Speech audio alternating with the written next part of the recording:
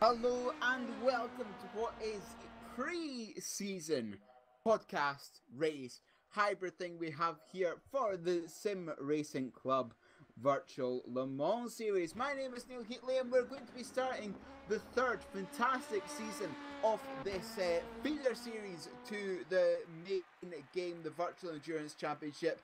Joining me today, the man who's been in charge for the past two seasons and will be in charge for the third, Mr. Bernd Schmidt. Yeah, hello, Neatly. So, of course, we have quite a few changes here for this season.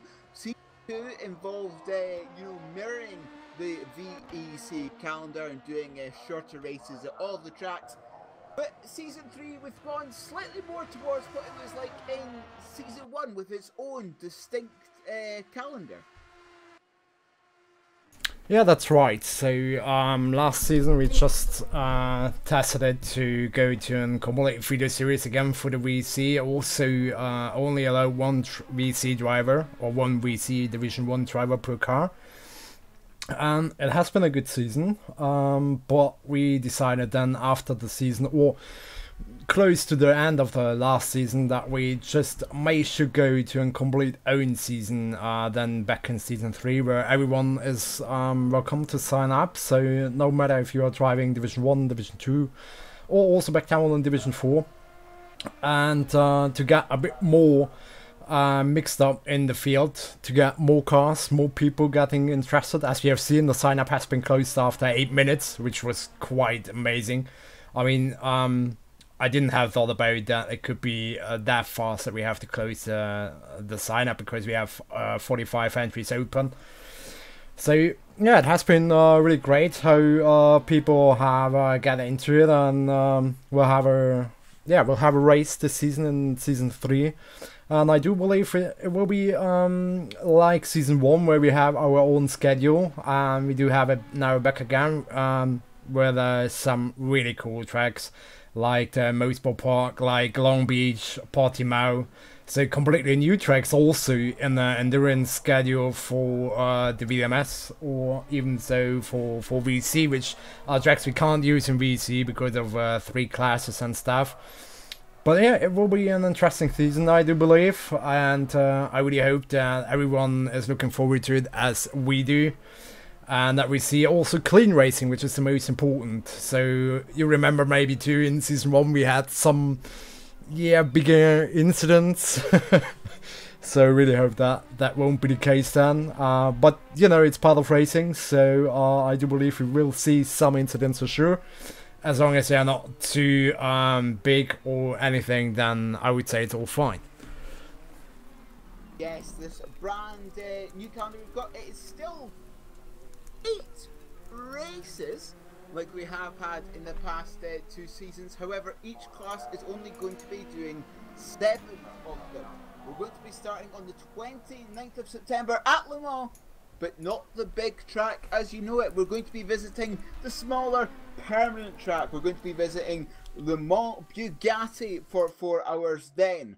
Round 2 on the 20th of October is going to be our main endurance event this year at the Virtual Le Mans Series. It's our recreation of the Petit Le Mans. It's 1,000 miles at Road Atlanta, a very short, fast track, slightly difficult to pass in places. That's going to really a test of patience and endurance, especially for these VLMS teams. On the 17th of November, we head north of the border to the absolutely fantastic Mosport. 4 hours there on the 17th of November. That is going to be very fun. Mosport is an amazing track that I don't think gets used as often as it should be. Then, the last race of 2018 on the 15th of December. We're going back across the Atlantic to Portimao, as you mentioned, the 4 hours there. Then, to start off the new year, round 5, going back to an old SRC stalwart, it's Istanbul Park, and 4 hours there on the 19th of January. Then, the 23rd of February and 23rd of March is where we have our split race. It's going to be 2 hours and 45 minutes of Long Beach for both of them. It's going to be the LMP2 cars first, then the GT cars in March. That's going to be very fun to see these cars being wrangled around that street circuit. Then we're finishing it all off on the 20th of April 2019 with the 4 Hours of Sebring. So a very, very varied calendar. Tracks that are pretty fast, like Mosport, like Road Atlanta, but then you've got tracks which are very, very slow, and indeed street circuits like Long Beach. So it really is going to test all these teams good at all different types of circuit.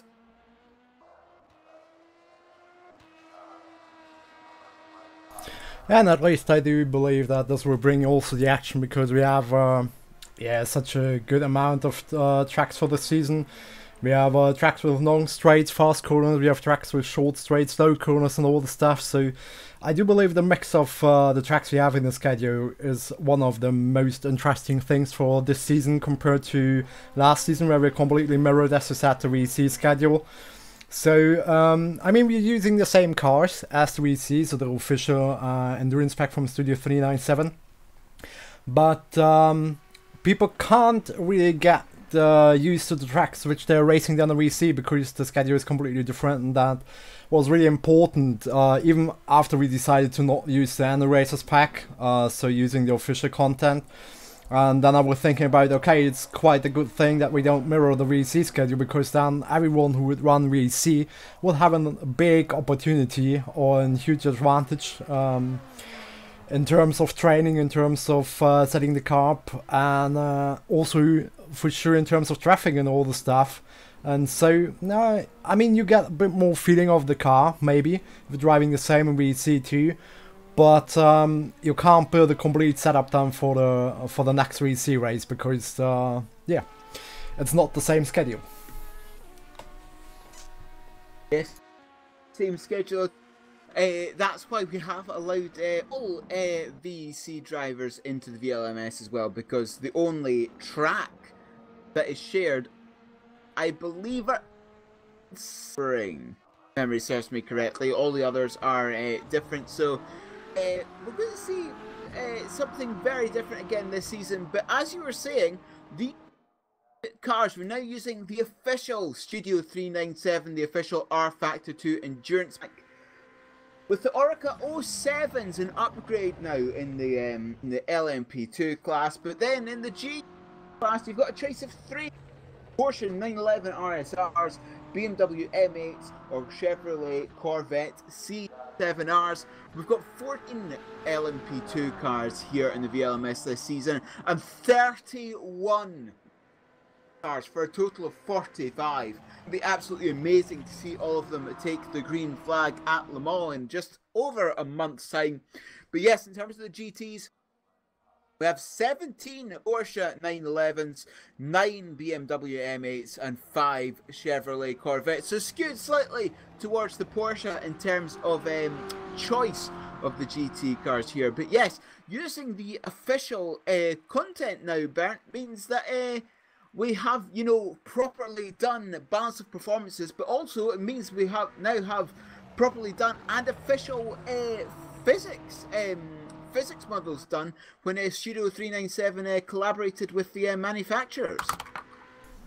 Yeah, that's totally right, and this was also then one of the big decisions to not use the End Racers mod. I mean, the End Racers mod is not so bad, but we couldn't have done anything on BOP or on any stuff in the future, so we just should have waited then till anything has come out by them. And so we decided now we just want we use the official content, because the BOP is definitely better than in the End Racers. The physics are much better because, as you said, it's partnered up with the manufacturers, and for sure it's the complete new cars though. So we actually have the current models then driving in GTE, in the LMP3, and for sure in the LMP2, which is also quite awesome when you compare it to the last season with the UAD mod, where we have used the older models of it, which has been great. So no worries about that, but I do believe it's a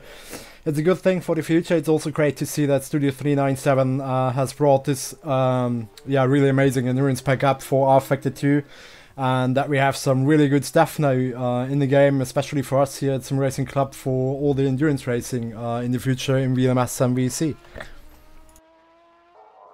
Yes, it's going to be very, very interesting to see how that's going to work. Of course, we've just got the two classes here, the LMP2 and the GTE class. But if you go, well, in the VEC, we've actually got all three classes there. We've got the LMP3 car as well, an absolutely fantastic car. But not using it here, but having a look at the teams, there's a nice mix of old and new. Warmup are back in that LMP2 class, wearing that #1 proudly that they got last season. They've got a second car in the LMP2 class as well with their traditional number 17. Having a look, we've got Reborn Racers. We've got just having a look. We've got One Target, which were renamed from 3 Wide last season. We've got HYDR Esports, renamed from Niter Velix from last season as well, and we've got SimTech and Speedy Might as well in the LMP2 class. These names you will all have heard if you've been watching SRC for the last couple of seasons. We have a couple of new teams. We've got Gravity Racing in the #2 car. We've got Rookie Monsters as well. Flag to Flag were in Division 3, I think, in the VEC last season as well, and Breslin Motorsport. So it's going to be very interesting to see how these new stack up against the well-established teams in the LMP2 class. How will they fare against SimTech and Warmup and One Target? Yeah, I do believe the mix we have in LMP2 is such a great thing. And when you remember the last season in the LMP2 field, Warmup and last season with 3 White were so close at the end of the season. And I do believe there will be a big battle between Warmup and One Target then in this season.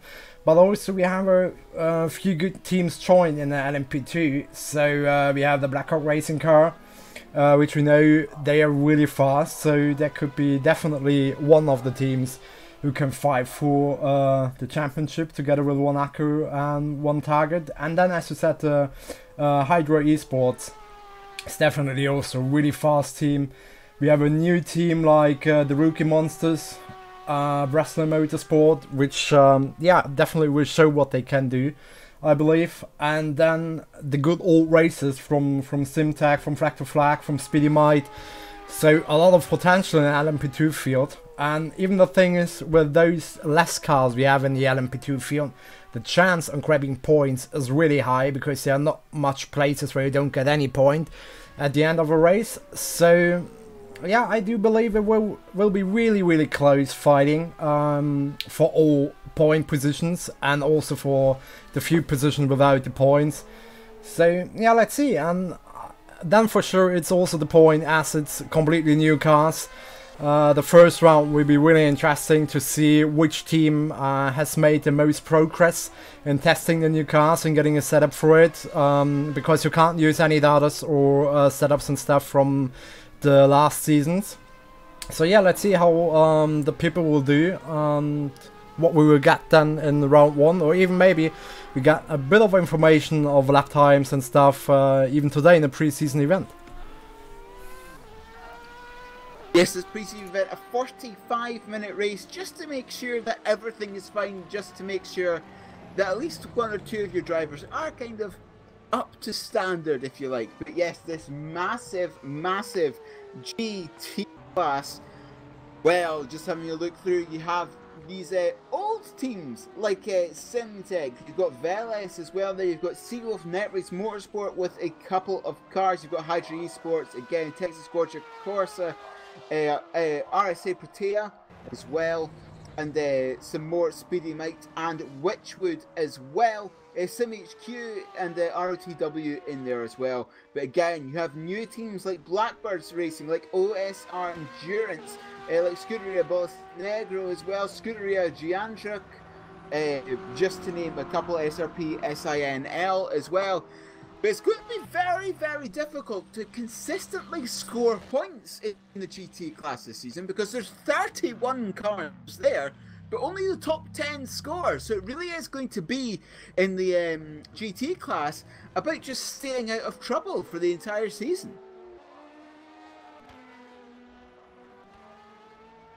Yeah, and for sure the other problem then is when you have trouble in a GTE field and you will feel in, I would say, midfield, then it's so hard to come back up into some spot for the points, because as I said, it's a massive field of GTEs, and the fight for the top 10 positions will be even harder because everyone will get into it.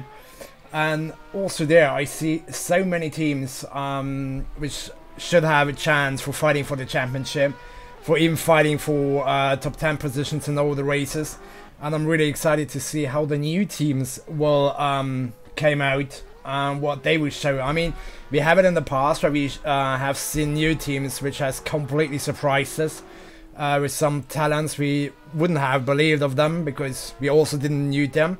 So yeah, let's see what they can show us, and also let's see how the good old known teams will show what they can do. Even though we have this time then Seawolf Nat Racing in GTEs. Normally we know them from the LMP2 class, so it would be also interesting to see what they can do or what they will do.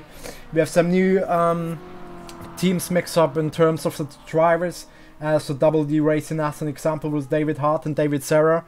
So David Hart, we know him from last season with Lee Russell with Mellow Motorsports, and he teamed up now with David Serra. So let's see. What I really like is it's one of those Corvette teams, as we unfortunately don't have that much Corvettes in the GTE field. Yeah, which maybe is a bit to the BOP, but luckily some people decided to just run this car with this amazing sound. And so yeah, let's see how which car brand will make it in the first rounds, if it's Porsche, BMW, or then the few Corvettes who will be up there, and which team will be on top then after round 1. And even though which teams can go further on with the development and stuff to show their potential then in the racing. It's going to be very, very interesting to see how this GT field shapes up this season. And a lot of teams are a bit of an unknown after being in lower VEC divisions last season. They've got VLMS cars as well as VEC cars. Some teams coming straight into the VLMS, so are definitely unknowns. But I think it just goes to show how popular the VLMS is here, because what was it? Was it sign-ups were closed within 8 minutes?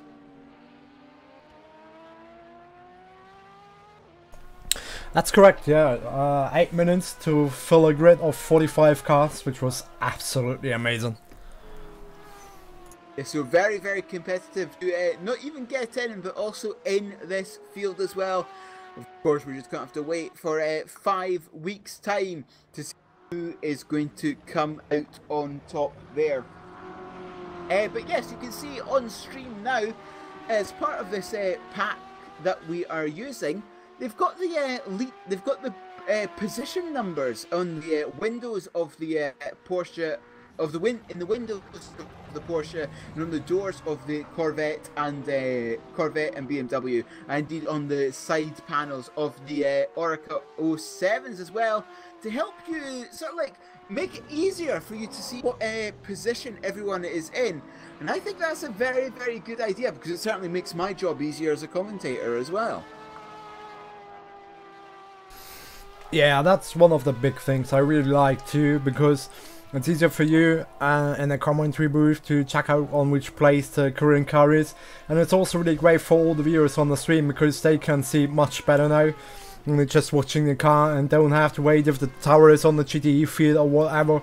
And also you can see it when we have a LMP as an example then in the pictures, and it's overlapping a GT car, then you can also see on which place a GTE car is, which is really great.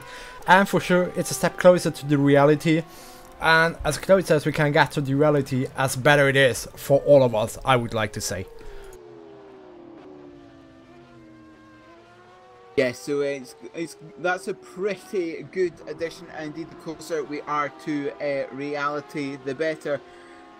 But yes, having a look at this LMP2 field, going to be very interesting to predict at this point who is going to win that championship. You did mention one Target and one ACO earlier. Of course, Monaco have two LMP2 cars there. The number 1 car's got Bora Milan and Jeffrey Fournier in it, and the 17 is Nico Barclay and Erhan Yuyovsky in it, coming across from Team Virus.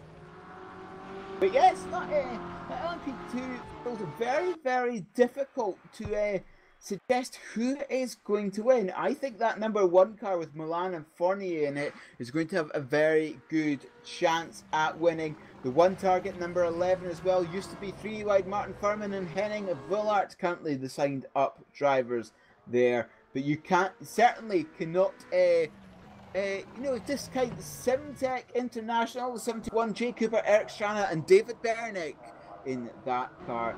But I think for the LMP2 field, my pick for the season is going to be the number 1 Wanaco car. At this point, Bernd, who is going to be your pick for the LMP2 field? I would go with the number 11, the 1 Target, because they has been showing such a strong power last season in VMS. And I do believe that they can show much more this season. Even though I know Fuhrman and Waller are really fast drivers, and I know Borja is also really fast in the Wanaco car. He has shown it for a couple of seasons now what he can do. The same counts for the second Wanaco car for Nico Barclay and Erhan Yuyovsky. So, but I would pick, if I have to pick one, I would pick the number 11 right now, as they've shown how strong they can come back from the last season though. Yes, sure. How they come back from the last season, indeed, it's going to be very interesting. But in terms of the GTs, at this point, you might as well just keep on scrolling and put a finger on it. Then that might be your choice for the win. It's going to be very difficult to pick which one is going to win from 31 cars. Of course, you have teams that are always fast, such as Team Velez, Alan Terzic and Yuri Kazdorp in that. You've got Hydra Esports as well, Dennis Lind, Matteo Caruso and Thomas Beha, the 3 drivers in that one. You've got Simtech as well. You've got Simtech Pink 177 car, Jared Ferma, Henry Hoya and Nico DeConnick in that one as well.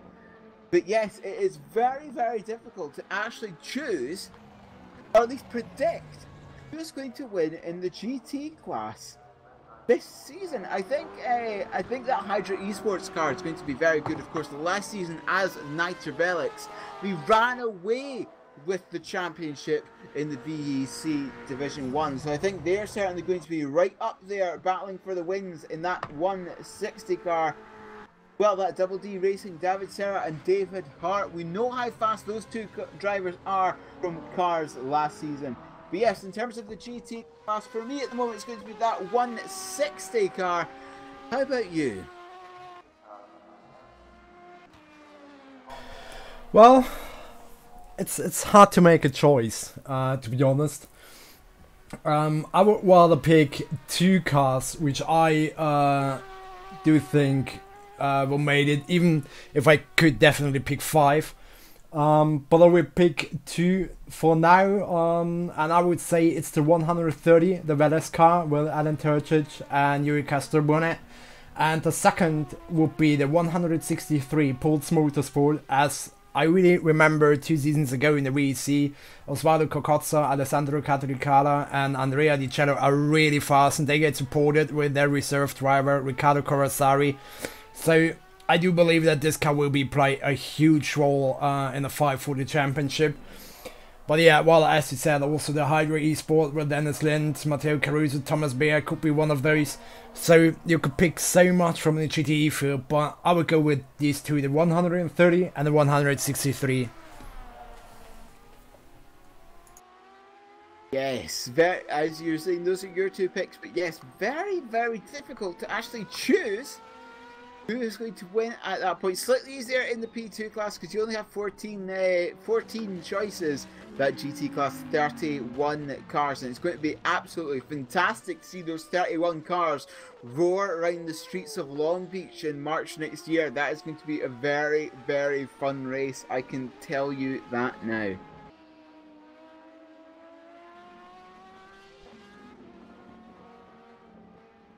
As I think we should probably start a couple of interviews. So joining us now, we have Enzo Fazzi, one of the stalwarts of the SRC here. So Enzo, tell us what team you're in, what car you're going to be using, and tell us about how you've came to that decision and how you've got to grips with this brand new modding pack.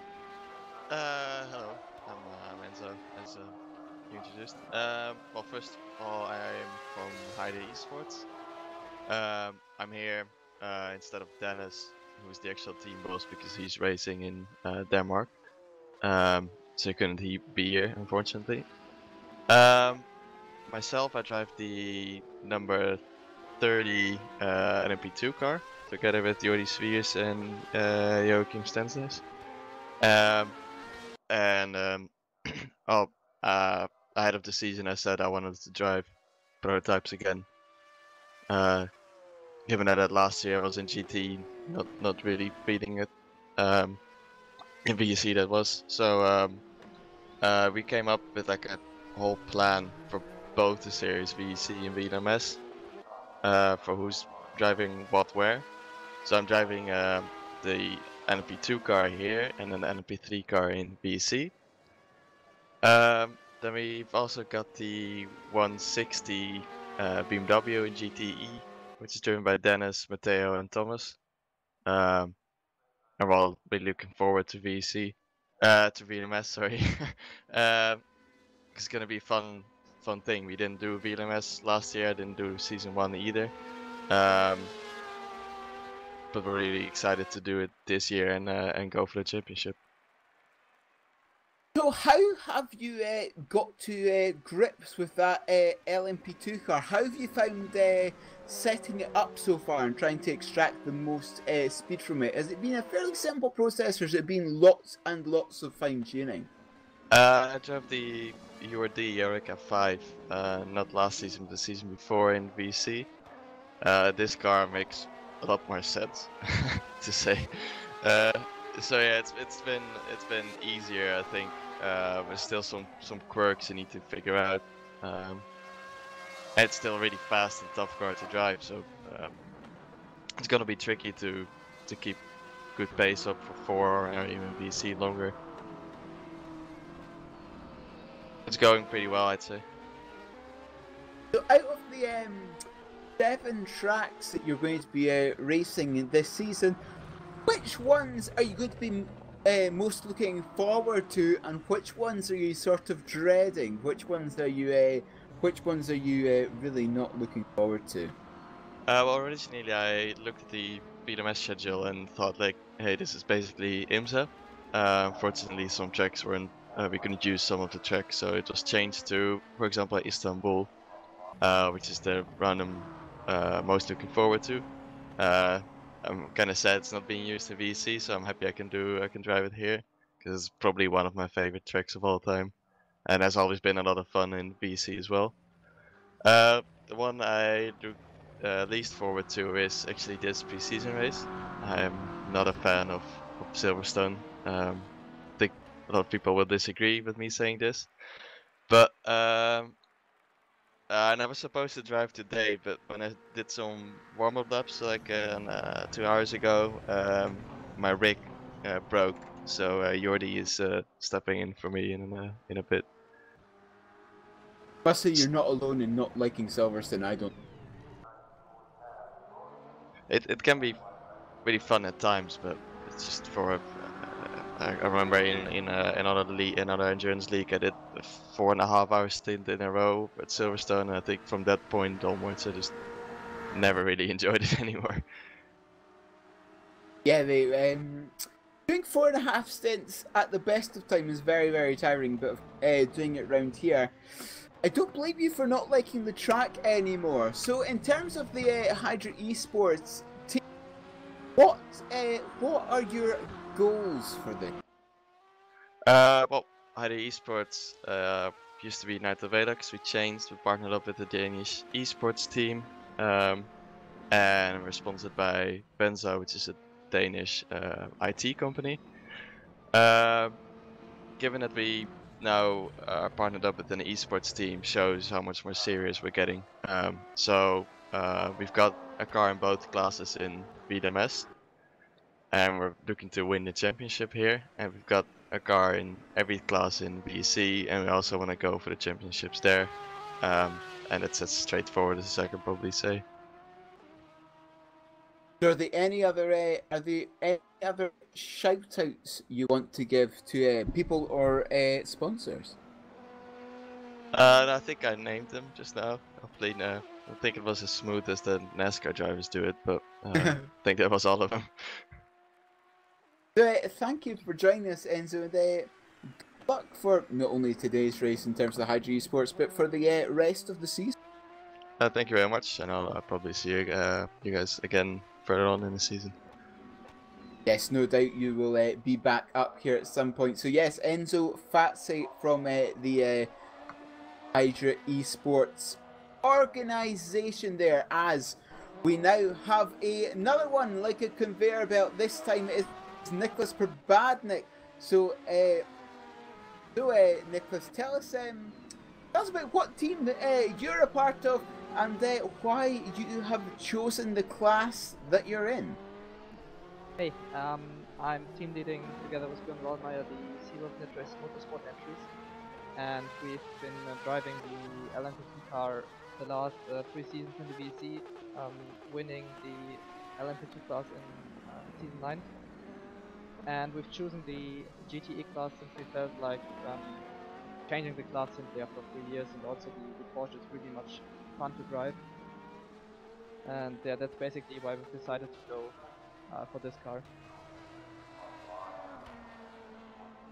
Yes, was there much testing done? Because you are in the GTE class, you did have 3 cars to choose from, the Porsche, the BMW and the Chevrolet Corvette. So how much testing was done by the team before you decided to go with 2 Porsches?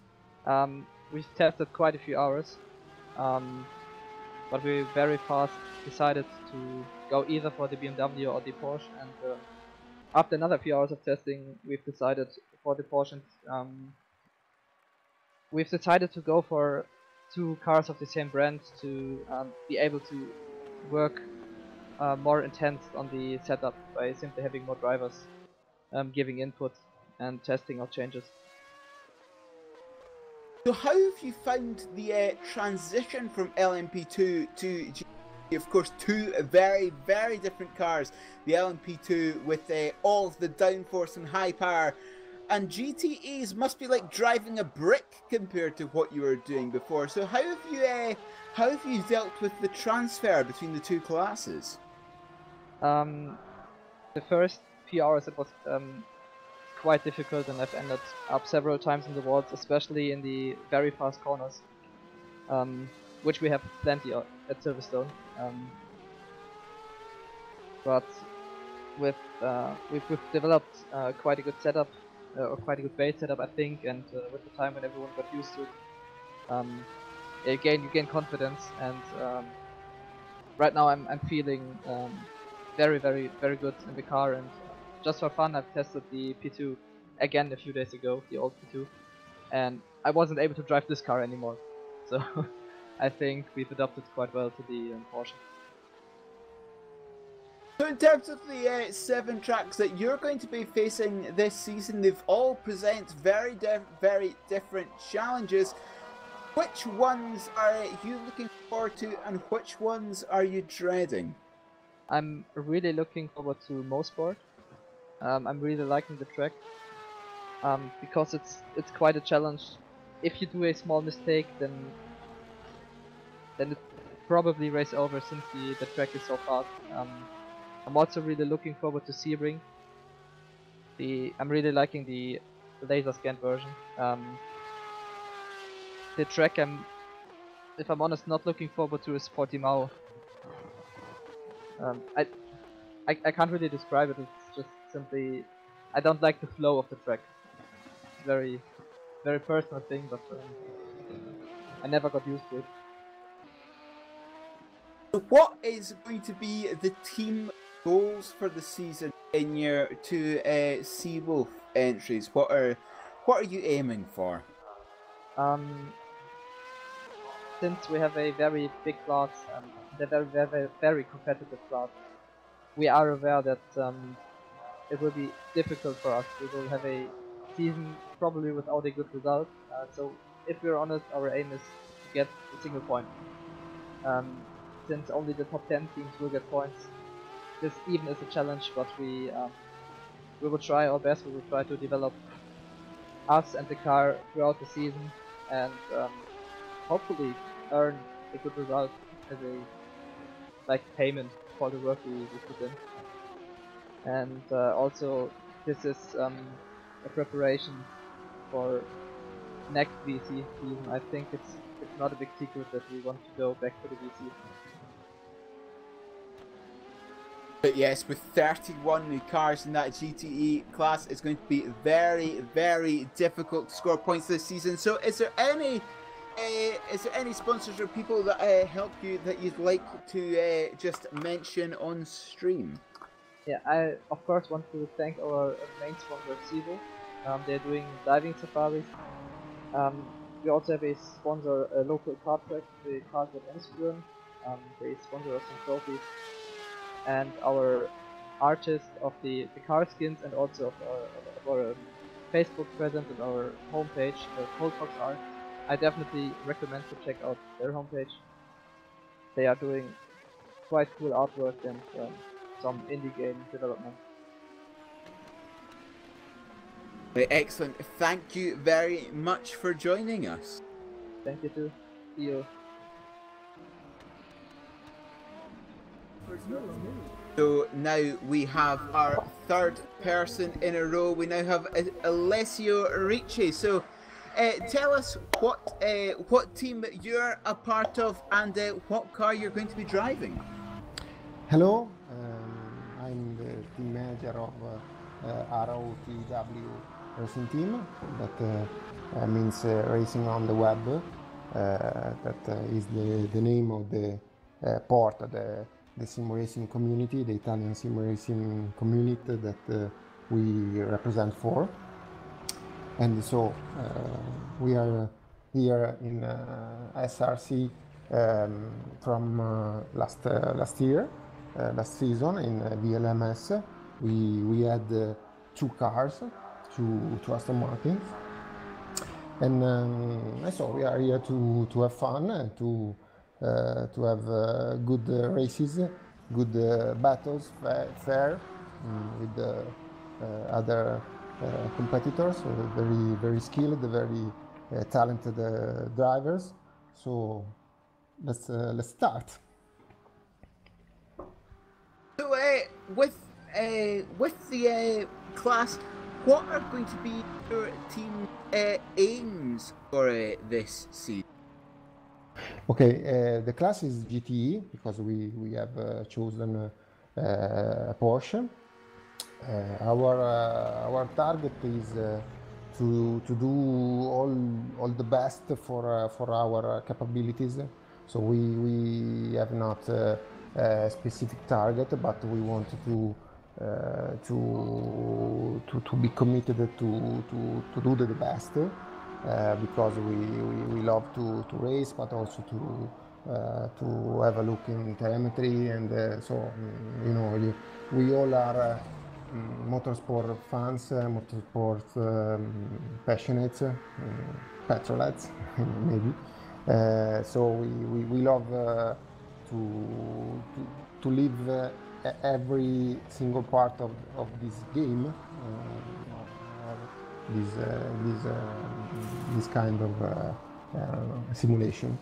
So we have not a specific goal, a specific target but we want to enjoy, to represent at the best our community.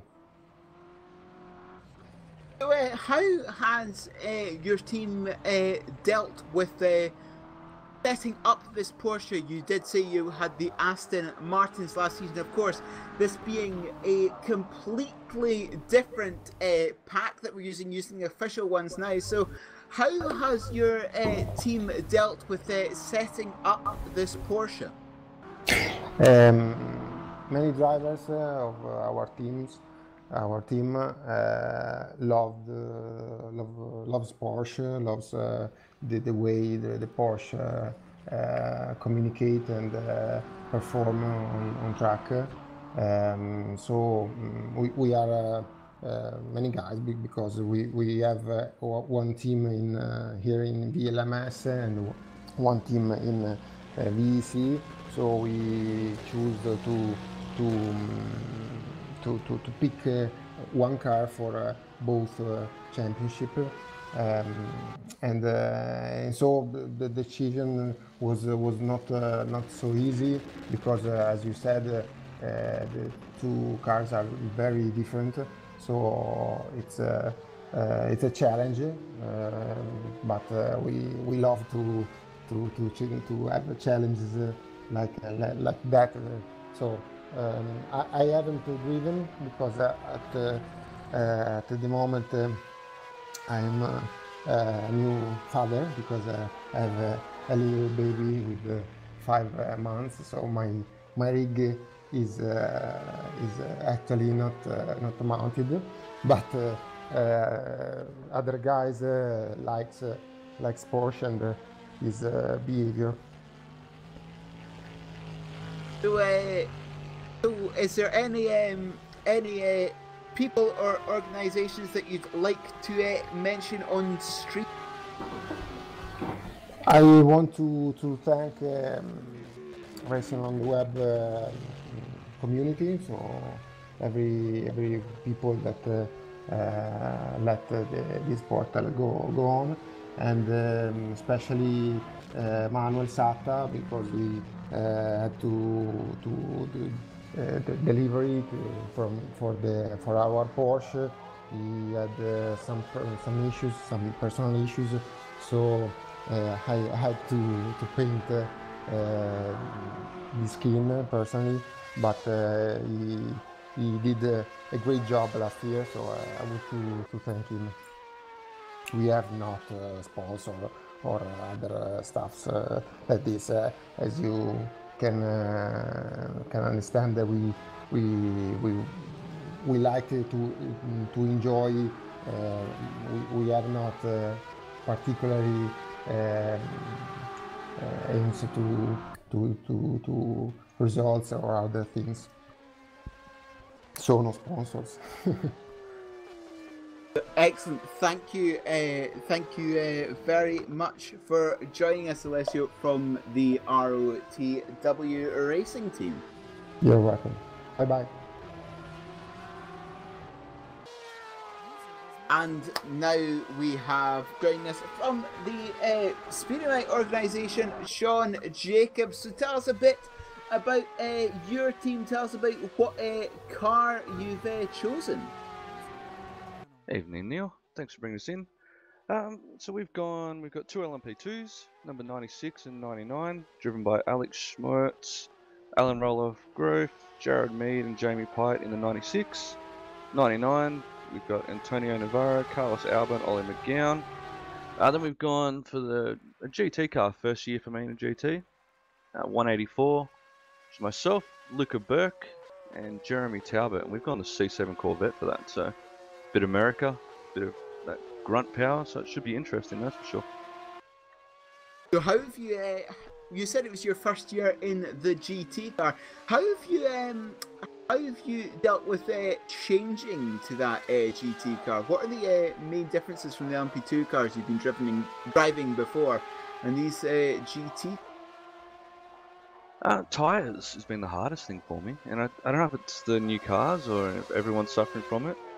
But yeah, just a lot of drop off in the tyres, and that's been the biggest thing. Where the P2s before, I mean, you had a little bit of drop off, but you could really just keep pushing, and then by the end of the stint, they really got going again. But yeah, I'm enjoying it. I mean, it's very different. I think the BMWs, it's very nice to drive, but yeah, got to give the C7 a go.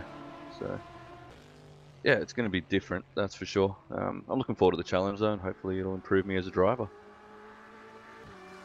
So, with just the 31 cars in this GT class, it's going to be quite difficult to score points this season. What are your GT cars aspirations for the season, and indeed what are your LMP2 cars aspirations for this season? I'm going to chuck Luca in, and he can do excellent, and then I'll just come in at the end and pick up from there, and we'll go from there. To be honest, I don't know. Just until we really see where everyone stands. So I mean, we'll see a little bit today, but I think more come round 1. Then we'll have a better idea about where we can aim going forward. I mean, I expect points. I think we should be able to run top 10 quite often, but new cars, new teams, it's going to be interesting to see where everyone ends up. P2, similar story. New cars, some incredibly fast teams out there. But I've got some good drivers out in the team, so they're going to give it their all. We'll work away on setups, we'll put our time in and hope for the best. Out of the 7 tracks that we're going to be visiting this season, which ones are you going to be looking forward to? Which ones are you perhaps not looking forward to? I was really looking forward to Bugatti, but I'm going on holidays, so I'm going to miss that one, unfortunately. But I'll get to stay near a beach, so that'll be nice. Most Sport is awesome. That is a really good track. Dislike. Nah, they're all pretty good. I'm pretty excited for all of them. I don't really have any ones that I'm going to, I really don't want to do that or anything. So yeah, it's a great calendar that's been chosen for this series. Some different ones. Portimao looks like it'll be a bit of fun. That can be challenging with the elevation changes and everything, but that will be a good one. Sebring, I mean, that new version of the track's outstanding, so definitely looking forward to racing in that one. Highlight, yeah, most Sport. Low light, don't really have any that I can think of. Positive, Neil, positive. Positive, always think positive, yes. So is there anyone else that you'd like to mention on stream? Any people, sponsors, etc.? We don't have any sponsors yet, so if there's anyone out there that would like to sponsor us, please feel free to. Just the guys on my team. They're a great bunch. Everyone's come together, and thanks for like Alex that puts the work into the skins. Alan will probably do us some special skins like last year for Le Mans, although we don't have that this time, but we'll come up with BC anyway. We'll have some special skins, and we'll see what we come up maybe later in the season. And yeah, just my team really. We'll see how we go. We'll all stick together, and we'll see what happens on the other side. Excellent. Thank you very much for joining us. No worries. Thanks, Neil. And yeah, all the best for the coming season. Same with Bern. Expect the great race directing as always, and I'm looking really forward to the season. Yes, we are just coming down towards the halfway point of this this 2-hour practice session before the very, very fast 15-minute qualifying session. At the moment, look who's top of the timing sheet. Surprise, surprise, it's Bora Milan in that number 1 Monaco car. Definitely didn't expect that, did we? With a 1 minute 44.58 in that Orca 07. And following him is Michael Rowland in one of those brand new cars. It's number in one of those brand new cars. Then Rick Van Earl is in 3rd place. And in terms of the GT class, is Dimitris Pappas currently in the lead in one of those BMWs.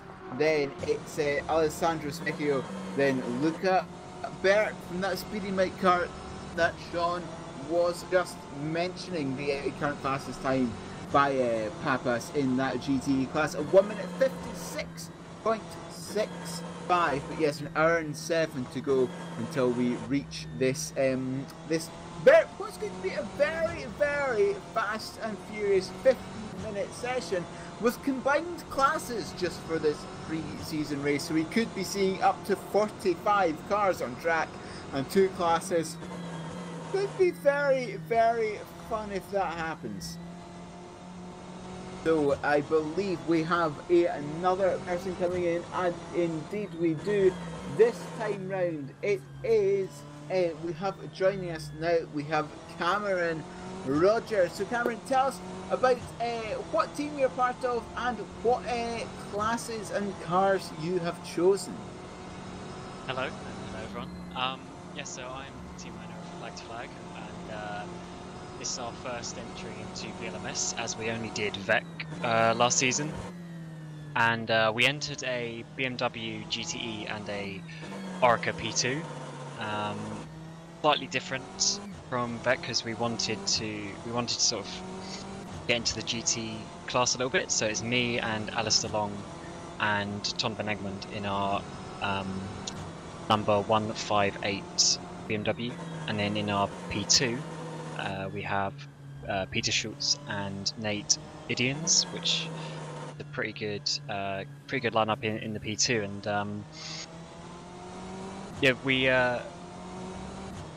we just wanted to get sort of a bit more racing in endurance, because obviously there's only sort of 8 races over the season in VEC, so you're getting double the races when you get to VLMS. Yes, I noticed that you did say Alistair Long was one of your drivers. I noticed that he is in the waiting booth as well, so I'll just bring him in as well. So Alistair, we've got the lowdown on the team so far from Cameron. So why don't you tell us what your experience has been with the car so far in terms of trying to set it up and get the most speed out of it? It's been quite difficult to try and get the speed out of the GT, because we've never set one up before really, for competition at least. So it's been interesting, but I have been enjoying driving it. It's a little bit slower than what we're used to. So.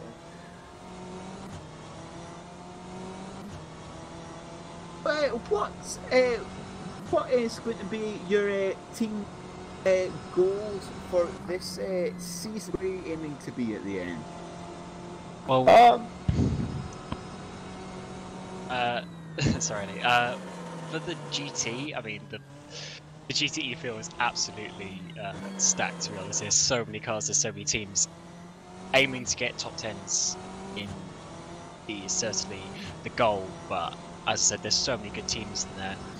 We have to see where we can go, and as Ali mentioned, GT is sort of a little bit new to us, so it might take us a few races to get our head around it and actually be in the slower class, when last year in the LMP1s we were sort of used to being in the faster class. But as for the other car in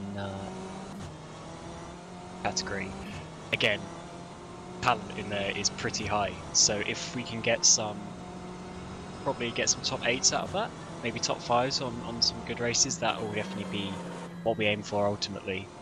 But maybe not quite for the championship, but certainly some good results. So, Alistair, I'll ask you this question. What tracks are you looking forward to this? I really like Road Atlanta, and I'm really glad it's on the calendar, so I'm really looking forward to that race in particular. And Cameron, the same question to you. I really like Le Mans Bugatti, I have to say. I think that's a good choice. And Mosport, I was a bit surprised to see that on the calendar, because in many other leagues I've never actually seen that on, so it's really good because the track version is actually quite decent. As for Long Beach, not sure about that. It's going to be very tight, so I have to see how that works out really, because those walls are going to be pretty treacherous. So, with the two of you, is there any other people or sponsors that you'd like to give a mention? Yes, so we do have a sponsor on our team. It's PeterVanEgmond.nl. You'll see that like on our shark fin and on on the side of the car and stuff like that. It's a Formula One photography by this guy called Peter. He's a good lad, and he takes some really nice photos of Formula One. And he can make them into sort of actual printed off pictures and stuff. So if you ever want any really top quality Formula One photos, then check him out, petervanegmond.nl.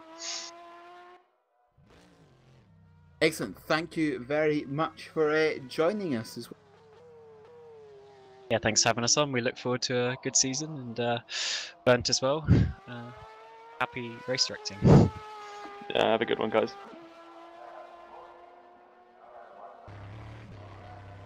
It will at least be happy race directing. If Burnt manages to count correctly this time round, I know that he has trouble with that sometimes. Hopefully he'll be able to count correctly in this season.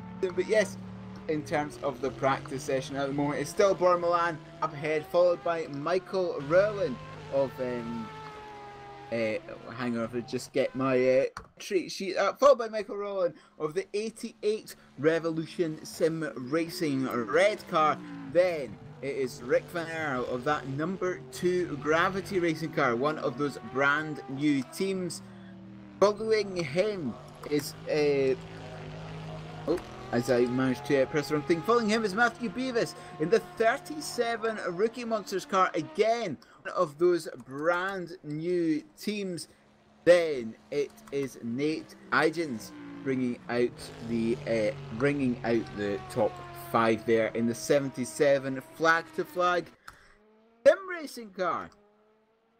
And in terms of the GTs, it is Dimitris Pappas currently in the lead in the 138 Rookie Monsters BMW M8. Then it is Alessandro Specchio in the 169 Texas Squadra Corsa car. Herman Stocky, Filippo Marazzi and Lorenzo Capone being the other 3 drivers in that car. Then it is Luca Berk in that 184 Speedy Night Racing Chevrolet. Then a name that will be very, very familiar to regular viewers of SRC is Gabriele De Angelis in that number 190 Witchwood car, another Corvette.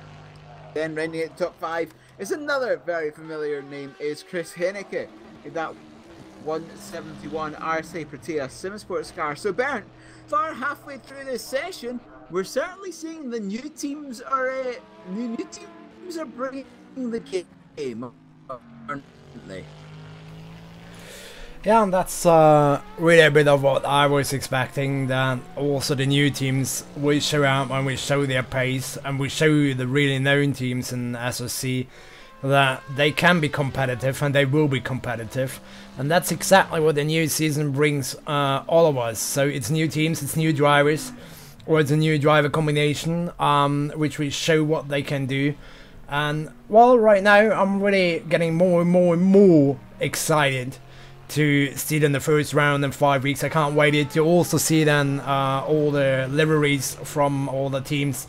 And I just have to say it again, it's unfortunate completely on me, as I didn't have the time to pack up the mod. So that's why we're missing it today and using the standard liveries from the endurance pack. But be sure the mod will be packed up it should be during this weekend, or latest than next week, and it will be definitely there for the first round then. And well, right now, yeah, I really don't know if my picks has been right, if my picks has been wrong, if they might should have picked some of the new teams, as they can be a surprise when we just see the times we got. So yeah, I don't know, what do you think about it? Do you think maybe a complete new team will make it and will bring the complete surprise to us at the end of the season? Being a complete new team, we can't really tell how they're going to fare against the people. I certainly think we're going to see some very nice battles between the new and the old, but I still think experienced teams are going to win out in both classes at least. But I think we might see a couple of wins from the new teams a couple of very interesting wins, considering that 31 car GT field. We might just never know where that win is going to come from.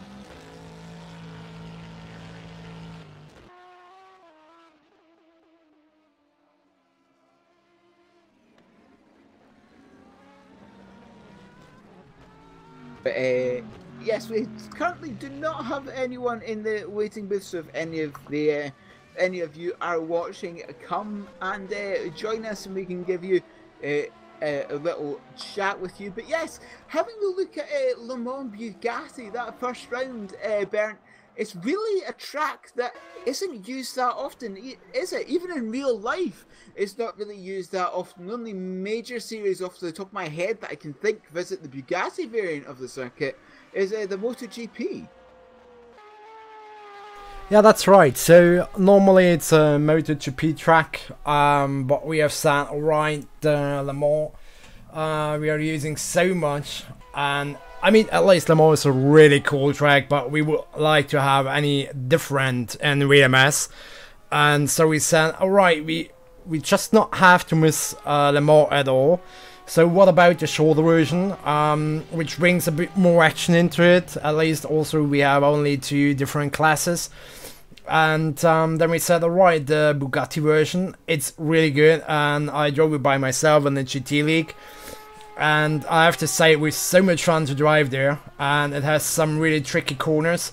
It has some really good places to overtake, it has good places to overlap the slower class then. So the track really has everything which is needed. And that was one of the reasons why we have said, alright, let's just pick them, and we still have the race in France at the legendary Le Mans, just the shorter version of it, and let's see what racing action we can get there. Then after that we have our main racer on very petit Le Mans at Road Atlanta. Of course, Bernd, we have visited Road Atlanta once in the VLMS. But it was a very, very interesting race, wasn't it, in Season 1? Yeah, it was really interesting, and also beside of that we had a really bad weather at Road Atlanta in Season 1. If you remember the really hard rain we had, which brought up some more incidents than expected. And for sure, it was not easy to say let's go again there, even as we do it like a little bit of a petit Le Mans with 1,000 miles. And well, but we said alright, so just let's do it. The track is really great. You can have some really awesome multi-class racing at Road Atlanta at all. And then for sure, I mean, we might be a bit more lucky in terms of the weather conditions then for this race. Hopefully it won't rain as hard as it did in Season 1, which would be, yeah, really cool. But at the end, the weather, well, it's part of racing, so we can't decide to say, yeah, it will be dry, so it can be even with the bad weather like we had in Season 1. But then at least, it's round 2, so it's really early in the season, maybe not the right place to go at the full risk. And, well, as it is the second round, the drivers known each other then from some practice sessions from round 1. So everyone got just a bit of a idea what the other drivers will do in terms of overlapping, in terms of racing against each other. And then for sure it's the longest race of the season. So there's definitely enough time. And yeah, let's see what we can get. But yeah. Well, when I remember Season 1, I'm just a bit afraid, because that was the race with the most Code 80s we had in the history of VLMS though. It still had more than Indianapolis last season. And yeah, well, the good thing is, all of us can be surprised by a really good and clean racing at Road Atlanta then, which I really think that it will be, because with these drivers we have now in the VLMS, it's such insane. I mean, it doesn't matter that the drivers in Season 1 hadn't been on that level, but it was just, maybe it was it wasn't round 1 if I'm not on my fault. But yeah, the weather conditions has been so bad, and for sure it was then close to driving in the night, so you had the darkness of the night, you had the really bad weather conditions, and for sure it hasn't been the good mod of the track as we have now for this season, so it's also a better mod of the track. As I remember, there has been some issues in Season 1 with the pit entry where an invisible wall has been put in there, and also there have been some issues with the one or other curb. So we have the better track, which will make it better. We have a longer race, and then for sure we have the new cars. It's yeah, I do believe that the mix for this season at all with cars and track mod and stuff is much better than in Season 1, and for sure I'm also better prepared for this than in time, because I'm doing race directing since a really long time right now, and I might could handle some stuff then also better for this race than I did in Season 1, and that will also make it better for sure. And yeah, let's see, but I'm really looking forward. I do believe it will be a really awesome race, and yeah, well, yeah. I'm really looking forward the most to this race, because Road Atlanta is such a great track and I really like it. I'm a racer for not sit here and doing race directing stuff. And we will continue this in-depth discussion on the tracks just after we have spoken. Just hang on, wait a second, and there we go, managed to do it. Just after we have spoken to the driver of the car that is currently second place in the LMP2 in this practice session, Michael Rowland. So tell us about your team, and tell us about why you have chosen that LMP2 car. First of all, last season I joined mid of the VC into the team of Triple M Sim Racing, and there we were already racing the LMP2, and so it was a bit of a no-brainer for us to pick the LMP2 again, because we wanted to stay with the prototypes for VC especially, and we didn't like the LMP3, and because of that just thought, yeah, we're running the LMP2 anyway in VC, so we can also put it as our car for the VLMS, so we have double the chance to learn how to set it up properly, so we can maybe get a little advantage for both series out of that. So how have you found setting up this? How you find setting up this car? What have been the main difficulties with setting it up? I can't really tell for me, because I didn't do much of the work so far. I've only put in about 50 laps in total. The setup came from my team manager Jan, who I'm doing this interview instead of, and Mohammed, so I mostly only played with the spring rates a bit, but I didn't achieve much. But yeah, I feel quite comfortable with it, but it could still be much better. So, but I definitely don't know how good it is going so far with the setup, because I didn't do much work. What are going to be your team's aspirations in that number 88 car? What are you going to be aiming for? I know for myself it will be at least a top 5 spot, because I know how good teams are that are running the LMP2 this season around, so I'm not quite in the thought process of getting the win overall, obviously, with the title defenders in, for example, and a podium is also a bit unrealistic with the setups and everything we have right now. We still need to work on the pace. But for now it's gonna be top 5 at the start of the season, and maybe we can aim higher if we get this setups down. Which tracks are you looking forward to this season, and which ones are you perhaps not looking forward to? Let's say like this, I'm happy that we have Silverstone as the preseason race, because I hate the track personally, but I never got to grips with it, so I'm just not a fan of it. But I'm really looking forward to Long Beach. I've never raced it in R Factor, so it's going to be a fun one, and especially just the track itself is just fun. let's say like that. So I'm really looking forward to that race. And obviously the 1,000 miles of Road Atlanta are going to be one of my favorites this time around. So is there anyone that you'd like to give a shout out to on stream? Mostly only my two teammates, because I don't really know any other people personally that are running besides the other guys in Revolution Sim Racing. I think we have 3 teams in VLMS right now. I think 2 more GT teams. So I really hope the best for them and that they can show what they're made of, and that we are a strong community, I guess. Excellent, thank you very much for joining us, Michael, and good luck for the rest of the season. Thank you, and thanks for doing the whole podcast thing. And now joining us, we have another one of the double interviews. Joining us now, we have Connor Actella and Thomas Lentz, both from one of the brand new teams, that number 98 Breslin Motorsport Orca 07. So welcome to you both, and can you just tell us a little bit about your team Breslin and why you've decided to pick that LMP2 car?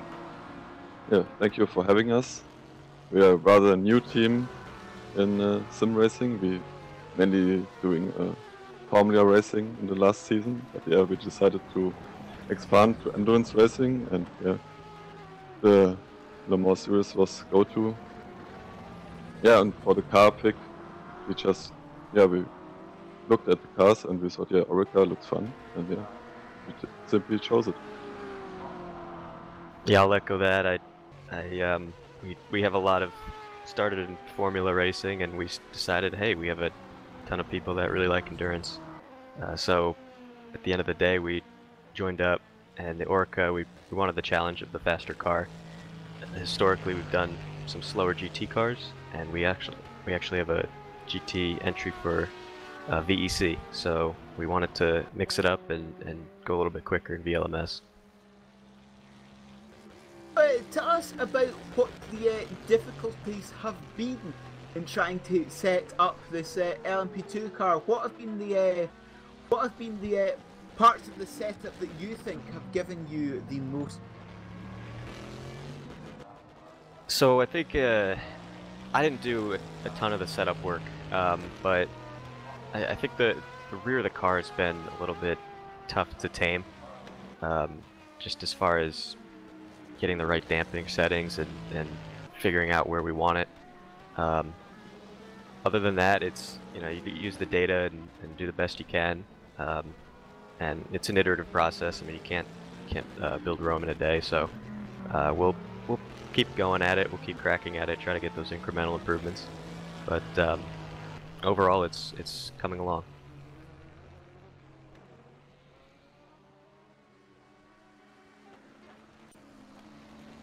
This is a question for the both of you as well. I'll ask Thomas first.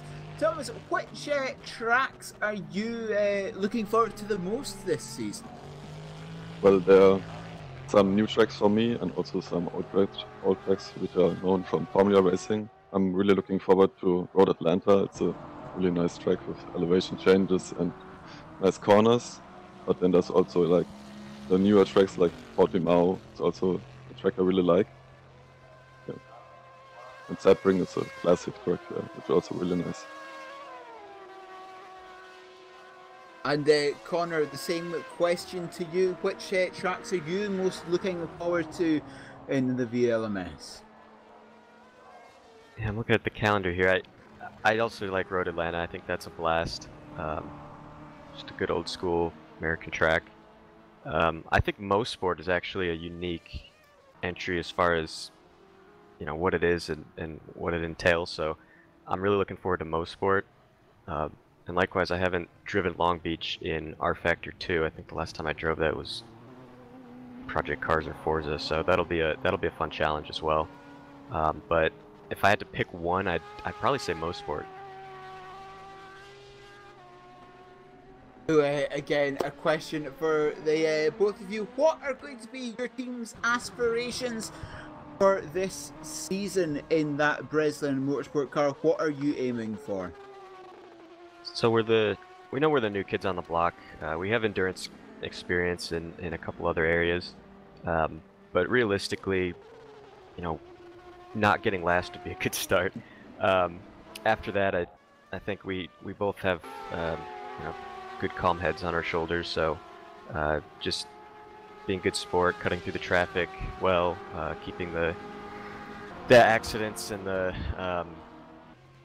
the mistakes, personal mistakes, down to a minimum. But also, you know, we want to develop as drivers. That's why we're here. So we want to be able to look at the end of the season and say, hey, you know, look how much better we are compared to when we started in Bugatti. Hopefully at the end of Sebring we can say that. So that's really what we're doing. And at the end of the day, we're here to have fun and you know, have some respect for racing and have a good time, because if you don't love it, then why are we doing it? So that's basically it. Yeah, there's nothing to add. Does anyone else, any people or sponsors that you want to mention on stream just to finish? Not for now. Yeah, I think you know, shout out to Ian Breslin, our team manager. He's kind of the Breslin Motorsport, and I think we have to recuse ourselves for terms of service on one of our main sponsors. But yeah. Excellent. Thank you very much for joining us. Yeah, thank you for having us. My pleasure. Thanks. Looking forward to a good season. So next up we have a driver from the number 138 Rookie Monsters car. Indeed, Simon Marshall here from the Rookie Monsters car. Currently, I make that second in the GT class at the moment, just 4 tenths behind the leader, Luca Burke, in that speedy bike car. But indeed, tell us about how your team has came about, and tell us why you have chosen this GT class. You cut out the last bit of the question there, but how we came about, probably about nearly 2 years ago now, meeting up in a series called SimRacing.GP, all pretty new to R-Factor, some newer than others, and we just formed together, got on well together, and loved endurance racing, so that's why we're here. And how have you? How did you choose your car in the GT class? Your BMW. What was the sort of process that went into choosing that one? Well, I don't think we kind of like all the cars. They've all got their strengths and weaknesses, but they're very similar on the surface. Obviously, as you go deeper, there's the differences. But they're all competitive. We just felt the BMW was easier to get the speed out. So, what are going to be your team's goals for the season? Of course, 31 cars in that GT class. Only the top 10 scoring each race. So, what is going to be your team's goals for the season? Well, it's our first season, so I think we're here to consolidate. We're not here to go out and sort of make a point of anything. We're here just to see how we do, see how we stack up, and we're quite interested to see, are we going to be right at the back? Don't think we're going to be right at the front, but interested to see if we can get any points out of the season. So what are going to be your favourite tracks this season? Which ones are you looking forward to? Which ones are you dreading slightly? Personally, Mosport is something that I really like the flow of. It's a really flowing track, but I think none of them are really bogeys for us. I think Long Beach people find difficult. We've raced there before, so we're quite used to that, but I think that's the one that's going to be a challenge. So is there anyone that you'd like to give a shout out to on the street? Well, just our team really, Guy Herrera, Matt Beavis, Augusto Arias, Ben Borman, Rob Strachan, they're all in the P2. All really fast drivers, all really experienced. And then in our GT, I'm down just to make up the numbers. I don't think I'll be racing unless everyone phones in sick. Then we've got Chris Bruno, Ryan Vadera, Demetrius Papos, and Andres Rivero as a reserve.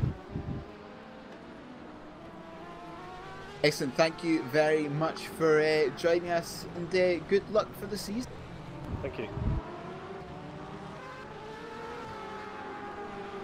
And up next, we did have the LMP2 compatriot earlier on in terms of Michael Rowland, but now we have Tom Young for the number 115 Revolution Sim Racing yellow car. So Tom, tell us about why you've decided to go for the GT car as opposed to the LMP2. Well, I've always just preferred driving the GT cars. For me, I think partly I don't want the responsibility of maybe punting somebody off in a slower class, but I like the sort of challenge of looking behind you as much as looking forward, and also, you know, how not to lose time in traffic. I think that adds a nice extra element to racing. So it's not just going balls to the wall all the time, you've got a bit of strategy in there as well. That's what I really get from it. And of course it's GTE, and they always throw up the best battles in real life, so yeah, can't knock it. What was the thought process for you choosing that Porsche 911? Why, why did you choose the Porsche as opposed to the Beamer or the Corvette? Well, I was in the VLMS last year in the Viper, and we loved the soundtrack of that, but we kind of got a bit sick of V8s, you know, after a whole year. But it was a V10, but you know, you get the idea. We had enough of massive American engines, and so it's really between the BMW and the Porsche. And kind of knowing that the season runs through the winter, and we have more than our fair share of wet races, the thinking was that, you know, in the sort of crucial intermediate conditions between full wet and bone dry, we felt the Porsche felt just easier to work with, so we kind of got that in mind. A similar thing with the Viper last year, actually. We were the only team in the Viper, but it meant in the sort of heavy to damp conditions, our car kind of outshone itself. Like, it wasn't very good in the dry, but we had a bit of an upper hand in the wet, and that showed and got us some good results sometimes. So yeah, we're kind of praying for rain for the whole season, to be honest. So in terms of the rain, having a look at the calendar when it is, which tracks are you going to enjoy that rain at, do you think? Which tracks are you going to be most looking forward to? Whether it rains or not, I think most sport is going to be one of my highlights, just because I've not raced the track in a long time, only in iRacing years ago. But I've always really loved that circuit just to drive around, let alone race, so that's going to be one of my highlights. But also, of course, Sebring at the end of the season. Although we crashed out last year, or I crashed out last year, it was such an amazing experience to drive around Sebring in the torrential rain. Really, really scary stuff. But with the new circuit that we're all going to play with, I think it's going to be amazing. What are going to be your teams, not only your teams, but your sister car in the GT class? What are going to be your aspirations for this? Well, to be honest, looking at the just the standings at the moment in the practice session, they're quite daunting. I mean, at RSR, we're, you know, primarily a Project Cars 2 community, and we're all, like, you know, all about having fun and, you know, sportsmanship, all that sort of stuff. We're not necessarily cutthroat competitive. So we're just really out there to have fun. I think if we have to have a target, maybe sniffing around the top 10, that might be a nice thing to aim for. Points are a bonus. But yeah, guess we'll see. We just want to have fun primarily. Is there anyone that you'd like to give a shout out to on stream? Yeah, sure. So I'm sharing the 1-1. Am I the 115 or 114? I think I'm 115, aren't I? The yellow car. I'm sharing a yellow car with Manu, who's one of the heads of RSR. And in the sister car, we've got James and Steve, who are two long-time members of the community. And of course, Michael and Jan in the prototype car. Yeah, look out for them. We're all going to be racing together with the community behind us. So yeah, let's get stuck in. Excellent, thank you very much, and good luck for the coming season. Thanks very much. Cheers. And after speaking a string of new teams, time to bring it back a little bit to one of the old guard, this time in terms of the Witchwood team. A team that have been in the VLMS every season so far. With us, we have Ricardo Alita. So, hello. Tell us a bit about the GT car that you've chosen. Yes, I knew you were going to ask that question. We've always been using this, as you notice. Always been on a Corvette on GT. It's an old love of ours. It's sentimental reason, let's put it that way. And we love it. We love that car, whatever. So we're keeping on that. So how do you think you're going to approach this season in the GT class? Of course, you've got many teams which are brand new here to SRC, so you possibly don't exactly know what pace they're going to be. And of course, you've got a massive 31 car field in the GT class. How are you going to be approaching this season? With less stress possible. That's what we're trying to do. Our main objective is to have fun during these races, and that's what we aim to. And if we got results, it's a bonus for us. So that's what we'd like to do, and just race these races and do best as we can, as usual. We have a new team as well, so we have new members, new drivers, and we put our hopes on these drivers at the moment. That's why I'm keeping an eye at this pre-season race today. So let's see what they're trying to do, what they're best. Which tracks are you going to be looking forward to this season? Yeah, honestly, I'm looking forward to the 1,000 miles of Road Atlanta, because I never done it, never seen it. So looking forward to see what we can do there. So is there anyone else that you'd like to give a mention to on stream? Any people or sponsors? Well, it's our sister car with manager Fabio Cangioli. That's our hope is all on their team anyway. So they are the one who won the 24 hours and 12 hours. So we're just hoping to see a good result on that car, on the 186.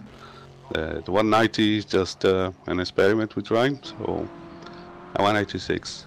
So Fabio Cangioli and Brambilla. Let's see what they can do. Excellent. Thank you very much for joining us. Thank you very much for having me. Let's hope everything goes over the best for everybody. And congratulations to all the admins here. That's what I wanted to say. Okay. And to all the drivers, everybody. Oh, brilliant. Have a good race and have a good championship. Okay. Bye. Yes, continuing this track discussion that we're having before this recent string of interviews, Bernd, one that's come up quite often when asking about what are the team favourite tracks. Round 3 is going to be at Mosport, an incredibly fast track. Those first series of S's so difficult to get right. It's very easy just to drift through track, and you'll be saying hello to a tire barrier at a vast rate of knots.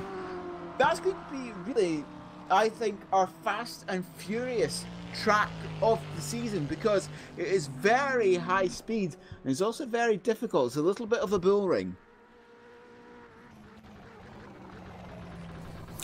Yeah, for sure. I mean, it will bring up a bit of a mix in the schedule, I would like to say. It's really made for multi-class racing, even though for endurance racing, as we know, the track from the real series, the IMSA, which has some really great races on there. And yeah, for sure, we said why not do it, because with 2 classes we can easily do it. For sure, we have a really big field with 45 cars, which make it maybe a bit more tricky in terms of traffic, especially for the P2 cars then, because yeah, you know, so many GTs and less LMP2s. But yeah, well, that will be a really interesting point. And I do believe we will see one of the closest racing during the season right at this track. And I do believe, I mean, beside of Long Beach, but yeah, we will come later on to the terms of Long Beach. So I do believe it will be one of the best races of the season in terms of close racing then.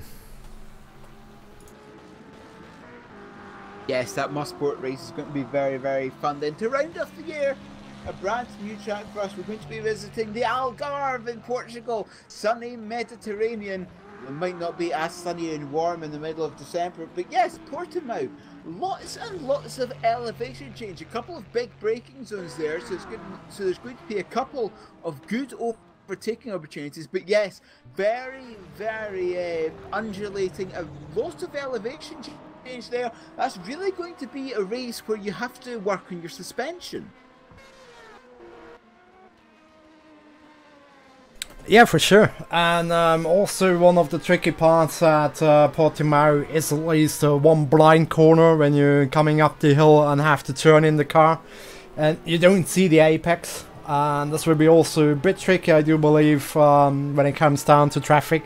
And LMP2 cars will reach down the GT cars. Also when you're in 5-4 position. That's one of those parts on the tracks which will be really tricky for everyone, but also that gets a bit of interest for us, or for you at least, to commentate, for the viewers to watch. And I do believe Portimao, the last corner and even the first corner, are really interesting for the race start. It's the first corner. Then during the race, the last corner would be one of the most interesting parts of the tracks, as if you got a really good exit of it and you have such a long straight in front of you, to use the draft of the car in front and just maybe get the move into turn one as turn one is quite wide, so you definitely have the space to do any overtakes there. And for sure then also on the mid part of the track, so in sector 2, you have 1 or 2 good overtaking opportunities. So under the elevation changes you have already mentioned, I do believe it's one of the tracks I definitely really look forward. We have heard it in some of the interviews now that some teams or drivers are not liking it that much, but I do believe at the end everyone has the same challenge on this track though. Maybe some of the drivers who don't like it will like it then afterwards, because it could be one of those rare races we have, and I'm really happy that we have the chance to get a track like this into the VLMS schedule.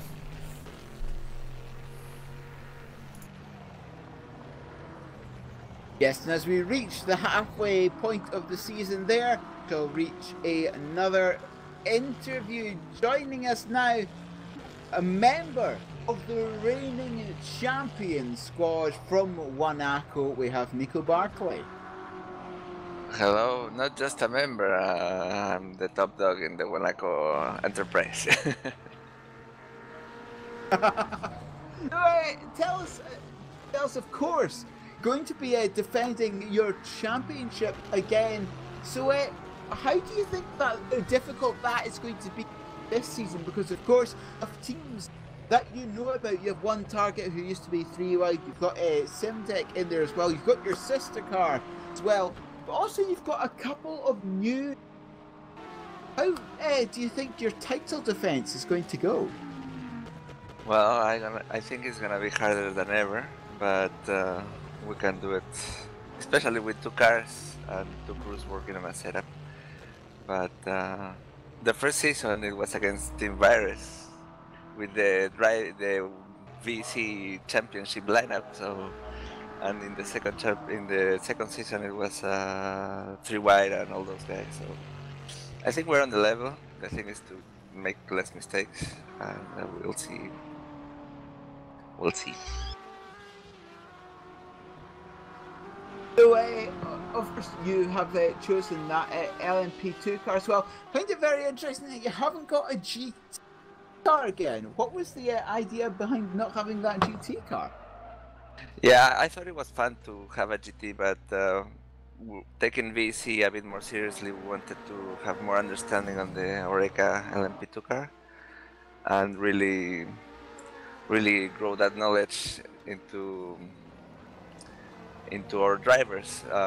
Sadly, I couldn't sign one of those drivers that didn't get a license in the last academy, and thankfully I found Erhan Jajowski available, so I think it's gonna be a trouble for the #1 car.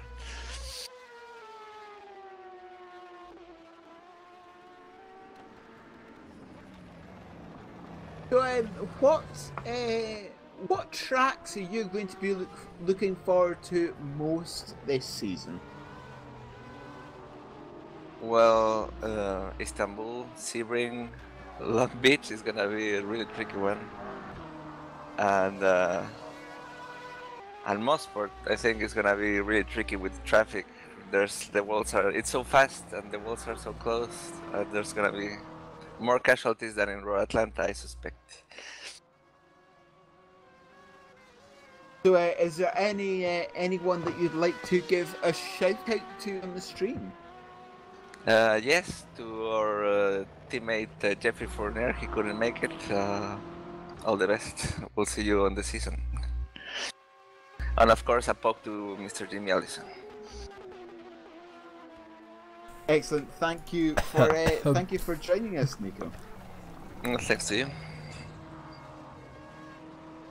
Yes, continuing on this discussion of what circuits we've got. Round 5, the beginning of the new year. We're going to be visiting a circuit which I think is very reliable, and of course a lot of races have happened there here in the SRC. It's going to be a visit to Turkey and to Istanbul Park, a fantastic track that we've seen many good races at before. Yeah, for sure, and we have to say that a lot of drivers know this track quite in good terms because we had it in the last seasons of VC, we had it last season in the VLMS, so it's a really good known track for most of the field. Even for those who hadn't been driving last year or in the last season in VC or VLMS, should know this track as it's a really popular track, and I really like it. That we have the track. I really loved it to drive on this track back in the days where I was driving in VC, and this track really has everything which is needed. You have long straights, you have fast corners, you have slow corners, you have the really awesome turn 9, this left-hander, this 4x left-hander, which is such amazing to drive no matter which car you're using for. Even I can say an LMP1 car was so much fun to drive, but it also works in an LMP2 car or in a GT car. And I do believe we will see some classic racing as usual at Istanbul, as we had in the last seasons in VLMS or VC. Indeed, then round 6A and 6B, the split races that could be the one that throws a joker in the pack in terms of the championship this year. It's that race at Long Beach, a slightly shorter race, 2 hours and 45 minutes. But yes, that Long Beach circuit, very, very unique, very, very tight, bumpy, and that incredibly tight hairpin at the end of the lap. It's going to be very interesting to see how all these drivers and teams tackle that circuit. Yeah, it will be definitely the most trickiest circuit of the schedule. I mean, Long Beach is nearly like Monaco or or Singapore, whatever, where you have the walls quite close to the track, so there's not really some runoff areas. So if you do any mistakes, you will definitely hit the wall most of the time. So maybe 2 places on the circuit where you may have a bit of a runoff area. And that's also the reason why we split it into 2 races. So one will feature only the LMP2s, the other one will feature only the GTEs. So the LMP2 race with 14 cars here, yeah, it will be interesting to see how close they will go for all the race lengths of 2 hours 45 minutes. And they have one big opportunity compared to the GTE field, and that's such they have the place on the track, because there are not so many cars, For the GT race, well, it will be really interesting because 31 cars on this track is such amazing. Even then, you will get some lapping traffic in GT for sure, and you will have lots of fights, I do believe. And yeah, I do think it could be one of those tracks where we could see a bit more of Code 80s, because as I said, there is no room for failures. And you have the, as you have already mentioned, the last corner that's really tight. Yeah, hairpin, which is the slowest point on the track, which is the slowest point on the whole VLMS schedule. That would be really interesting. Even the corner before the left-hander could be one of those places where you can place your car in the right direction to try to get an overtake. It's possible, even if it's really risky and tricky. And then for sure the best overtaking point for me is definitely turn 1 after the really long stuff in the stretch. And then you have the roundabout in it, which is also really fun to drive, but it's also so close, so there is no place for 2 cars beside. And people definitely have to sort of where they want to go for when they're reaching the roundabout, and that's most important for the first laps of the race, and I would like to say, because all the cars are so close to each other. And I do believe it will be one of the most intense race we have in terms of concentrating for the drivers, to see how many drivers the teams will bring up, because as I said, that's the shortest race of the season, so you definitely need 2 drivers at the end, so you can't go the whole distance by yourself. But maybe we will see also 1 or 2 teams, especially in the LMP2s, which may do it with 3 drivers. So I do believe that tactics and strategies on Long Beach will play a completely own role in comparison to all the other tracks we have on the schedule. And then for sure also the preparation for this race will be the most important preparation for each team, which I believe at the moment. And then finishing off the season, we have Studio 397's first ever laser scanned track with 4 hours at Sebring. That's going to be very, very interesting because it is our first laser scanned track. You're going to feel every single bump on the extremely bumpy Sebring circuit. Yeah, that will be a completely new stuff for most of the drivers, because I mean the old version we have used over the last couple of seasons, it has been really great, but it was completely flat, so you didn't have any feeling of bumps and stuff. And now you get all those bumps on the track, and I know it from racing by myself on R52, even though from other sims. And I can tell you those bumps will make it a complete other track, as you know from the last seasons. Especially in the last corner with those really deep bumps, how the fields on the inside. You can easily lose the car, which will make it also a bit trickier to drive into the pits, because if you drive it a bit too tight, you get this big bump, which will wiggle the car a bit more than expected. For sure also then on the hairpin, the braking zone was quite more bumpy than it was before, which makes it a bit harder to settle the car and to break it down. So I do believe, I mean, Sebring, we had a lot of really cool races in the past, and I do believe with this new track, with this laser scan version, it will be much better racing, it will be better looking, and yeah, I do believe most of the drivers will have much more fun than they had in the past. Yes, it's going to be very, very fun at that Sebring circuit. So, Bernd, which races are you going to be looking forward to this season? Yeah, good question. I mean, at least I really love the whole schedule. So I'm most looking forward for sure for the first round, because that's the first time we see all the drivers racing then for points. Today we get a bit of an indicator where which team will be, where which team could be then for the season. Also, we know that some of the drivers, the teams, are just using it as a preparation, as a bit of a testing for the cars, testing the traffic, see which driver is doing what in terms of traffic, in terms of overtaking and stuff and defending. So, but the first really indicator we will get in round 1, even though with the Bugatti circuit it's a really interesting one, then definitely I'm really looking for the Motorsport Park, as this track is the best track on the schedule in my opinion. And there we will see the closest racing at all. And yeah, then for sure Long Beach, as this one is such a big challenge for every team and driver. So I have definitely to pick 3 rounds for myself, because yeah, one of them, as I said, as the opener, and the other 2 is in terms of the track. And well, that brings me to the point to give the question back to you then. So which round you're most looking forward to? Of course, that first round is always going to be very, very fun. So looking forward to that one at Le Mans Bugatti, seeing where everyone is. Also, you've got to love Mosport. It's an absolutely fantastic track.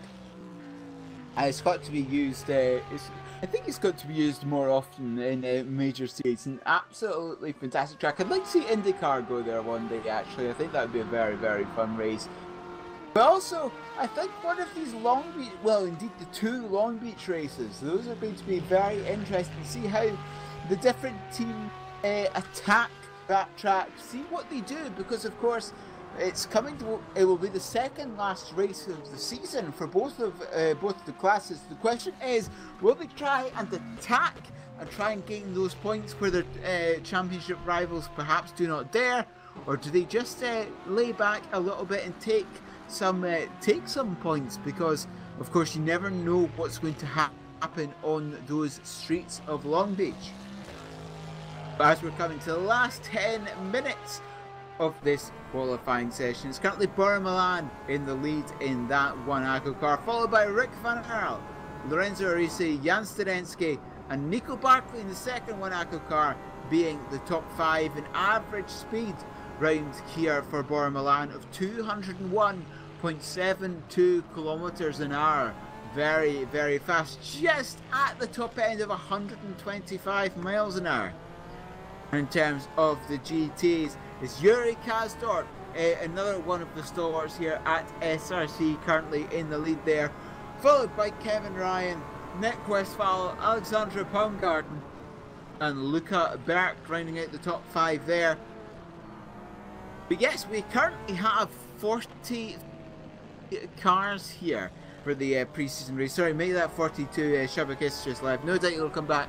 So we're going to have 43 cars for this pre-season race. An absolutely fantastic turnout. 13 of the LMP2 cars currently out there, and 29 of the GT cars. And it's going to be a very, very fast and furious race, isn't it, Bernd? You as the race director are certainly going to have to keep your eyes peeled with 43 cars out there. Yeah, it will be definitely a bit more work than it was in the last season, but I'm really looking forward to it because I like it when the grid is at the maximum what we can get, and 43 cars today having in the preseason is such amazing.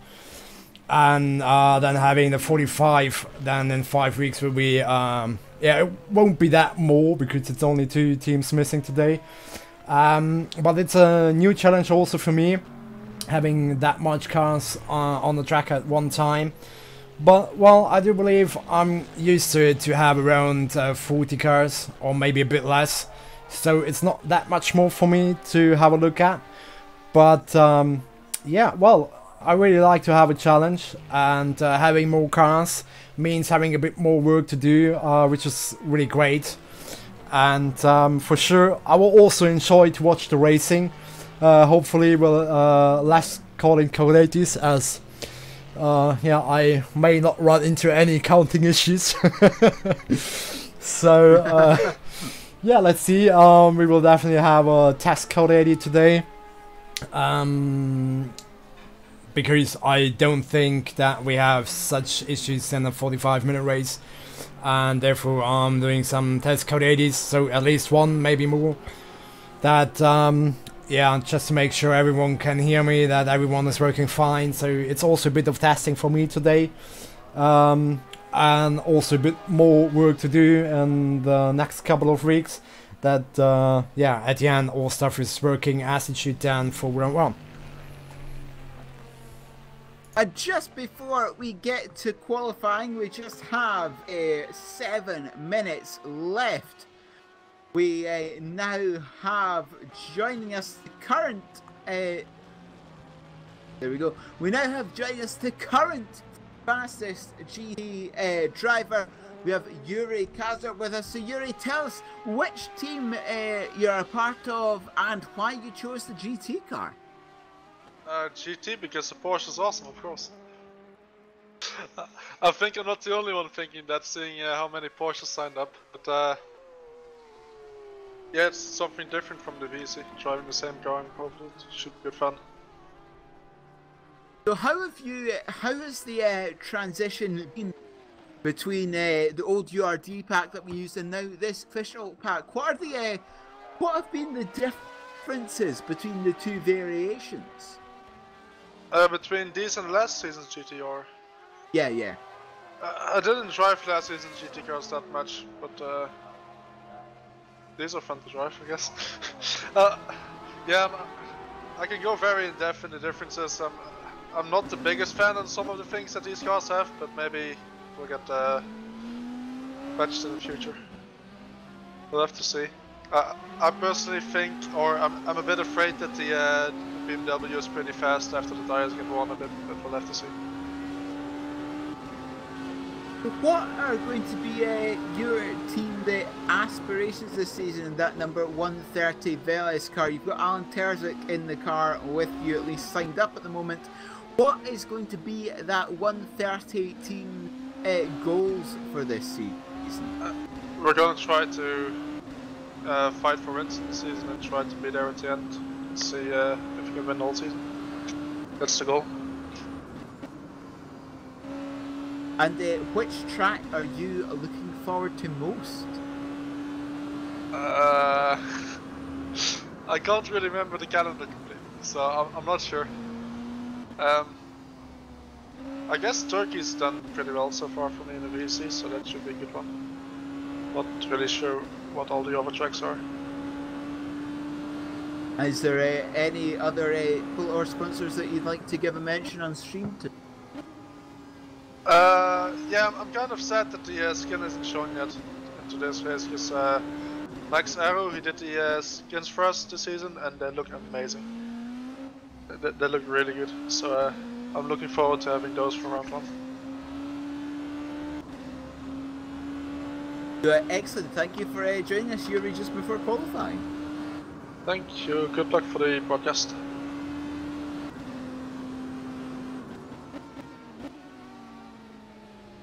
Yes, coming into the third season of the VLMS, Bernd, of course you being at the helm of the last 2 seasons and this third one, how has the Virtual Le Mans series evolved over the last couple of years? A lot, I have to say. At least also from my point as race director, as head administrator of the series.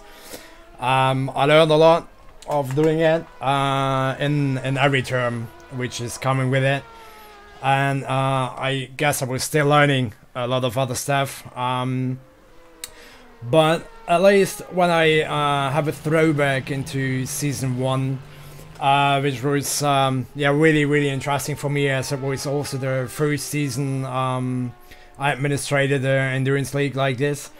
And yeah, well, when I compare it to season 1, we have also again back our own schedule, not mirroring the schedule of the VC, which is really cool for me, as I really like it that it's now also a complete own series and not longer a feeder series, which will bring, I do believe, a bit more close racing, a bit more interesting racing, as we also see some old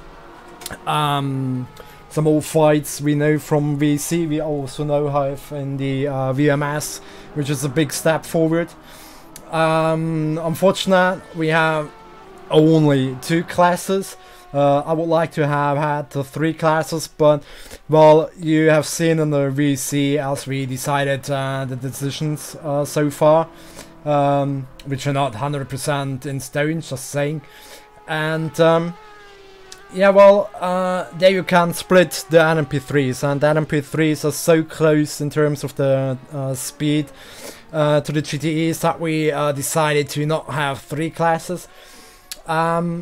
But either way, with those 2 classes, it's a 3rd season with 2 classes in this series, and I do believe that the VLMS has gone a good way through, even when you see how fast the sign-up must have been closed. That definitely shows that many people and many teams are interested in racing this league, which is really great. I was so much surprised about it, how much entries we got, or how much signups we got in such a short time. We would never have expected it. And at this point I can also say a really big thank you to every team, to every driver which supports the VLMS in taking part. Without you guys, the series wouldn't have become what it is now for the 3rd season. Also a really big shout out to Jimmy Allison, who helped me a lot in terms of stuff and who will help me in the future. Again, but not as much as he did in the past, because we decided that it goes split to VC, that he's mainly doing VC and just helping out a bit less in VLMS. Same for me then, and but the other in the other round then. So I will mainly doing VLMS and helping out VC. So I'm still race director for VC Division 2. So yeah, no matter, you will hear me there again. But beside of that, I also have to say a big thank you to Stephen Bailey, who is doing all the graphics then, which we have again back in for round 1. And to all the other guys which are working down in the background for the live timing, for the overlays and stuff. And for sure to you, Neil, as yeah, you did a really great job back in VLMS Season 1. And also you have a big step up from the very first race in VLMS to what you are now on. And it's really great to have you again for this season, as I really like your commentating stuff and all the emotions you bring in into the streams, which makes the stream much more interesting. And then at least also I'm just using it to say thank you to all the viewers, because without the viewers it wouldn't be that much fun to broadcast races.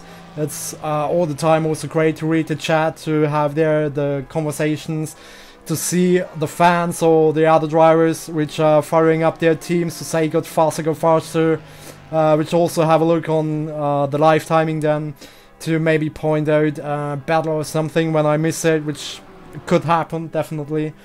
So yeah, I don't know, I'm really looking forward to the 3rd season of the VLMS, and I do believe it could be one of the best seasons we ever had. And now it looks like the server is changing to the qualifying, and yeah, with the 15 minutes qualifying today, that's an exception, so it won't be that in round 1 then. Also it won't be that both classes will do the qualifying at the same point.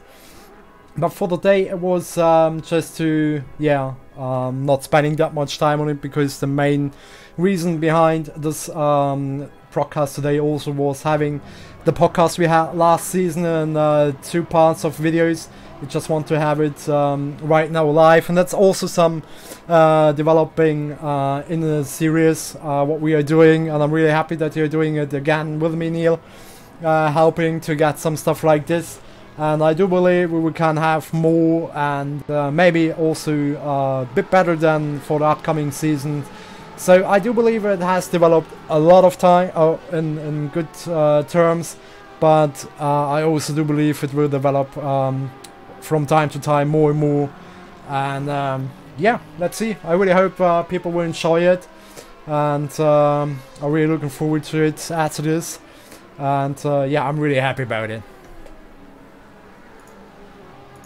Yeah, of course, we have to, of course, all thank Bernd Schmidt for making this happen. Of course, Lord Allison himself for just starting this club in the first place and making sure all of this works. But yes, we are now in this qualifying session, and as you said, Bernd, a unique qualifying session. Usually it is 20 minutes for each class.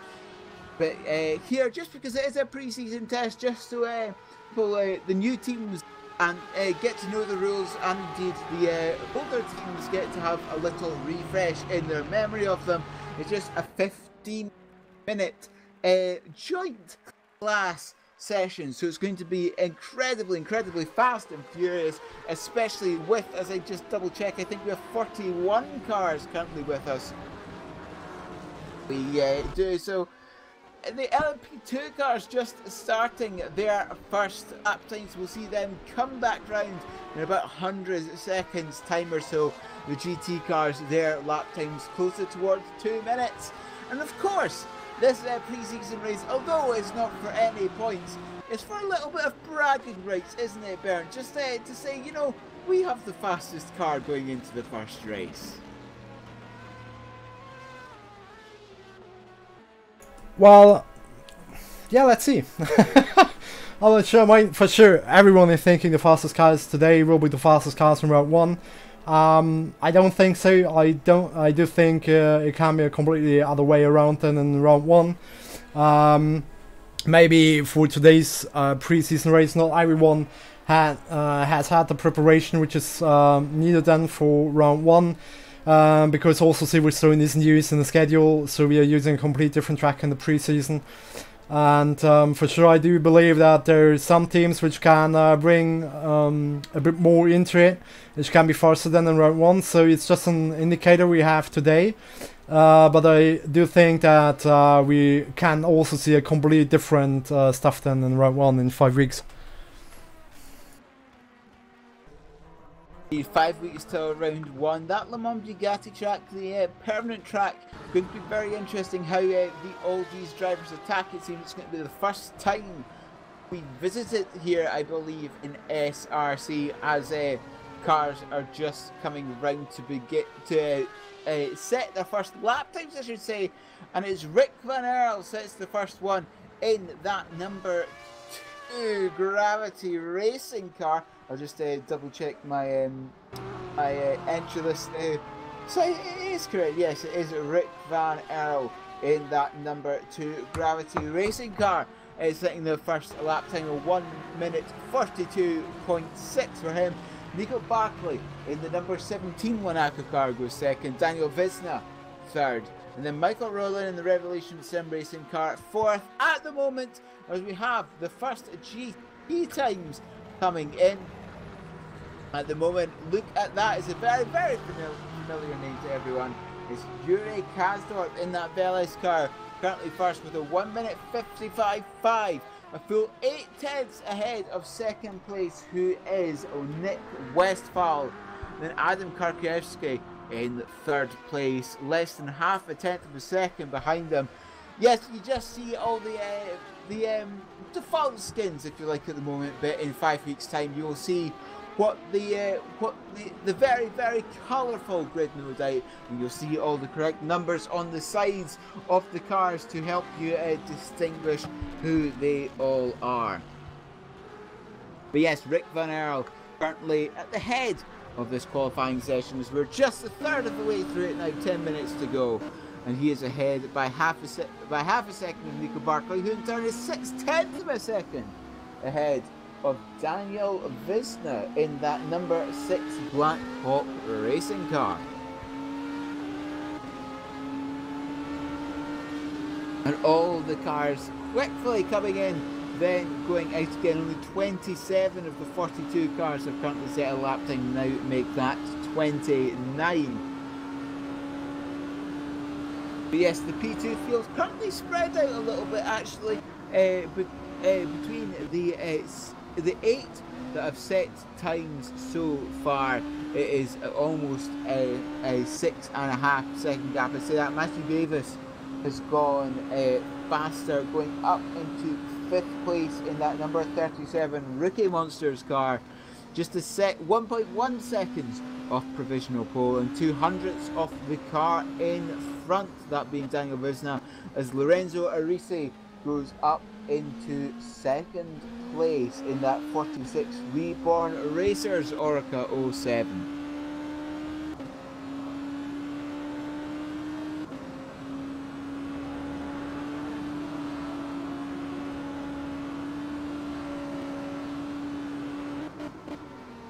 But the gap in that GT class, as close as you'd expect it to be, because of course it is the GTs currently in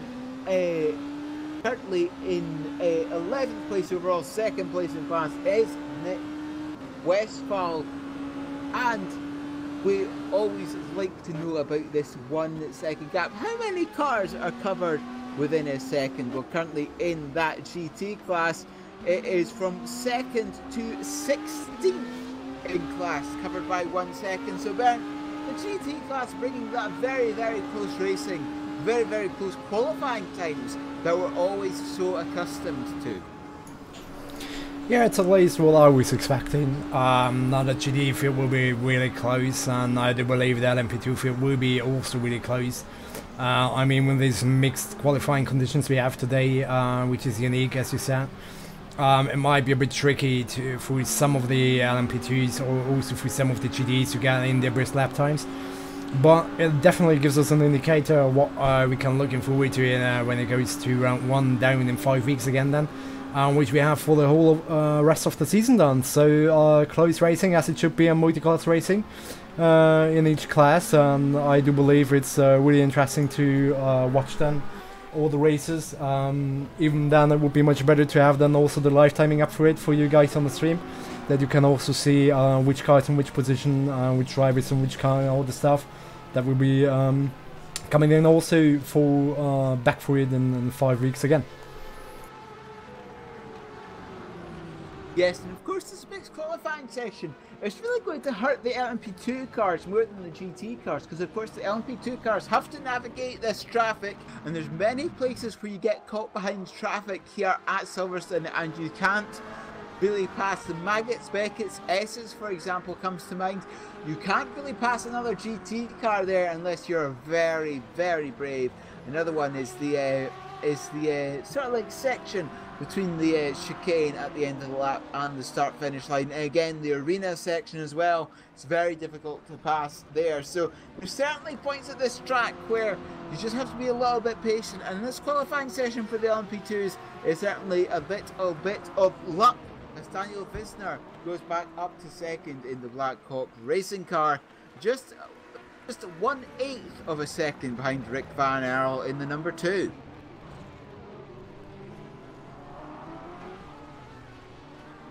Kevin Ryan goes up in the GT class again, a name that would be very, very familiar to everyone. And this season he's going to be driving the number 117 SimTech Motorsport car with Luke Walsh and Alex van der Woude. But yes, very, very familiar name there is Kevin Ryan. And we saw how fast he was last season with David Hart in that Miller Motorsports car. Always were fast, but always got plagued by bad luck. It seemed it was painful to watch at times, but they've decided to go into that Porsche. Kevin Ryan moving to a new team, currently in first place in that GT from Yuri Kasdorp. Then it is Nick Westphal.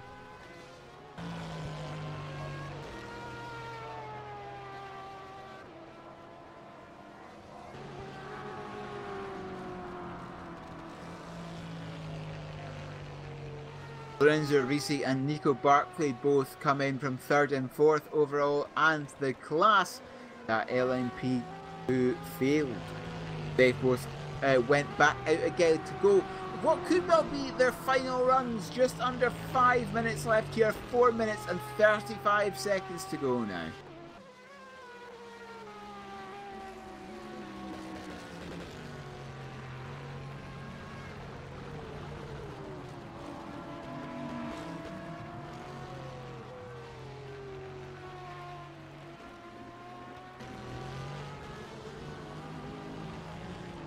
Rick Van Earl came back in though, and there isn't much movement from that pit bay. He's got to be out in the next 2 minutes or so in order to be able to guarantee that final flying lap.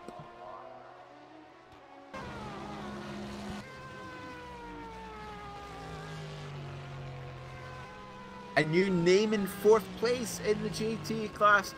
Daniele Brambilla, a name that we haven't seen here in SRC before.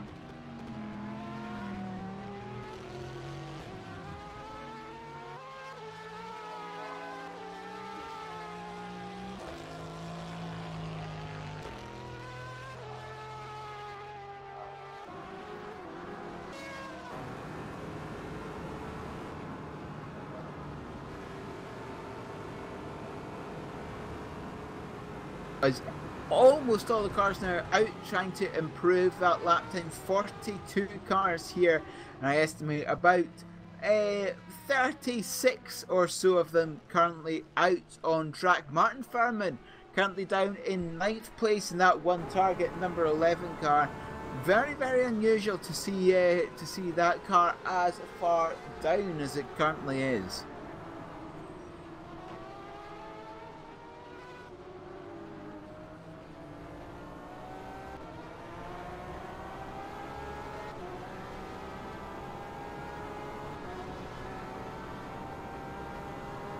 Jorge Fernandez in the number 155 Bushrod Racing black car goes 5th in the GT class.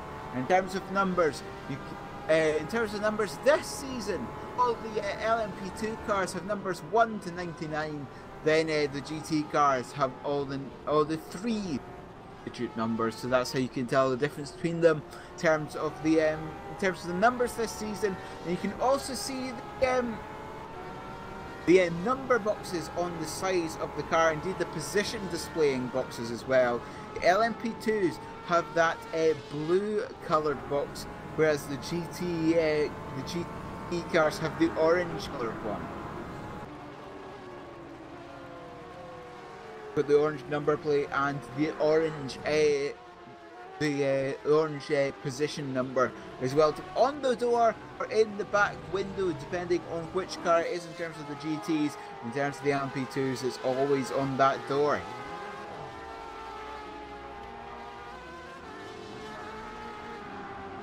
But Rick Van Earl is still not out, so that's going to be it from the Gravity Racing car.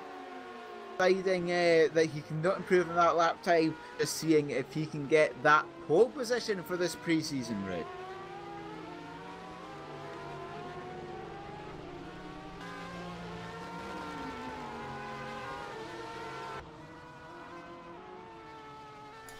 And what we also can see is such a great behavior so far on the track and qualifying, so the people respecting the drivers which are on the fast lap, pulling beside, letting the faster driver which is on the fast lap through. Also the GT is not blocking the LMP2s too much, and beside of that also the LMP2s are not too aggressive going into the corners and squeezing a GT off track or something like that. So that shows also how great the drivers are in this pre-season race, and I really hope that we go forward through the season, because we could have really brilliant racing in the season to see good track behavior, maybe good fights, and also have fights, close fights and all the stuff.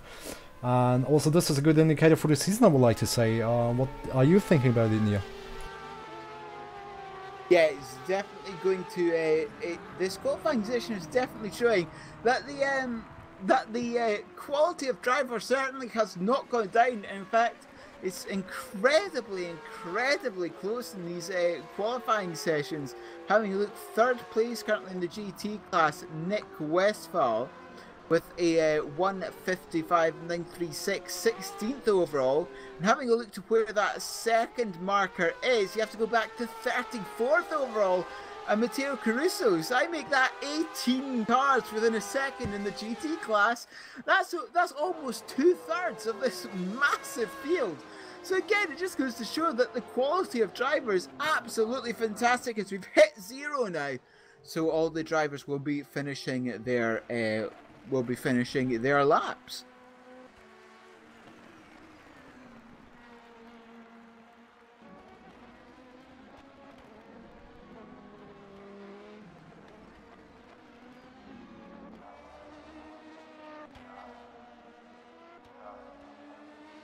Having a look as all the cars are starting to back in again, as Daniel Visner takes pole away from Rick Van Earl on the last lap. Visner in that number 6 car gets that number 1 on the side plate. Having a look, Lorenzo Risi just coming into the chicane now. Currently in 5th place out of the final corner. Across the line and doesn't go any faster. Michael Rowland and Jordi Schwiertz having a look as well. Michael Rowland does not go any faster. I'm going to look at Jordi Schwiertz as well, currently 10th place in the LMP2 class.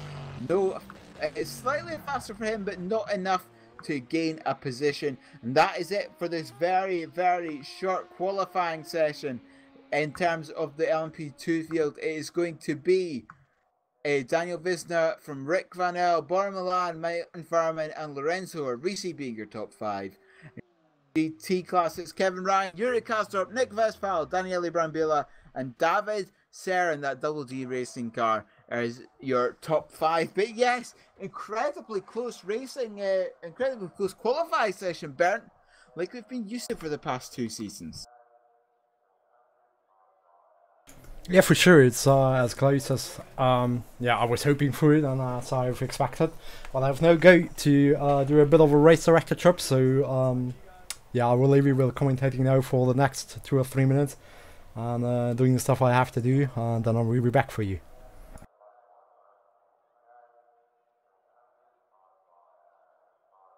So Bernd going off to do race directory things as a race director does.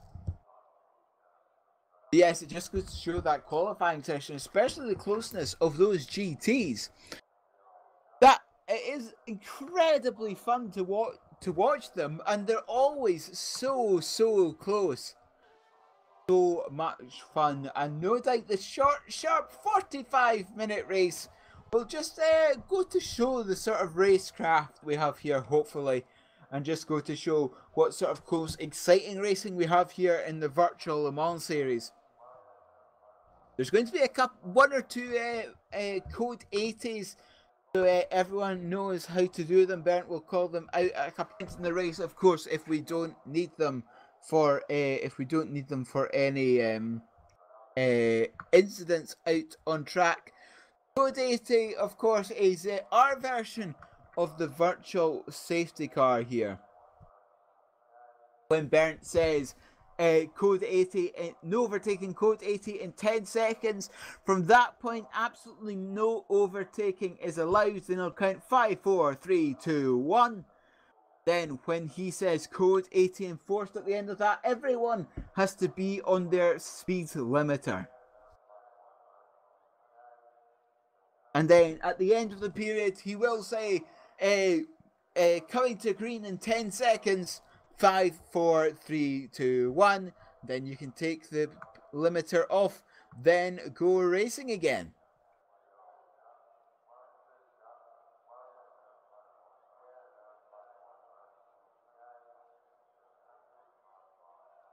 Of course, this is a test, both the LMP2 cars and the GTE cars, just making sure that they understand how overtaking works here and indeed get their mind rejigged on how the overtaking happens here. There's got to be a lot of give and take, especially when you've faster classes passing the slower ones. You've got to make sure that you give enough room and don't force Paul off the track.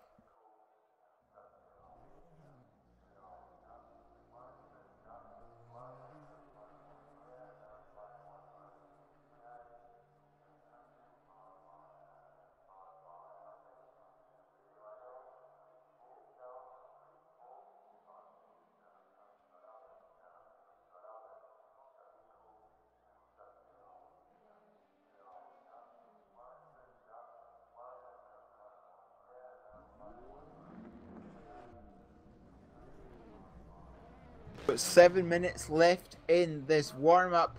All the cars going out.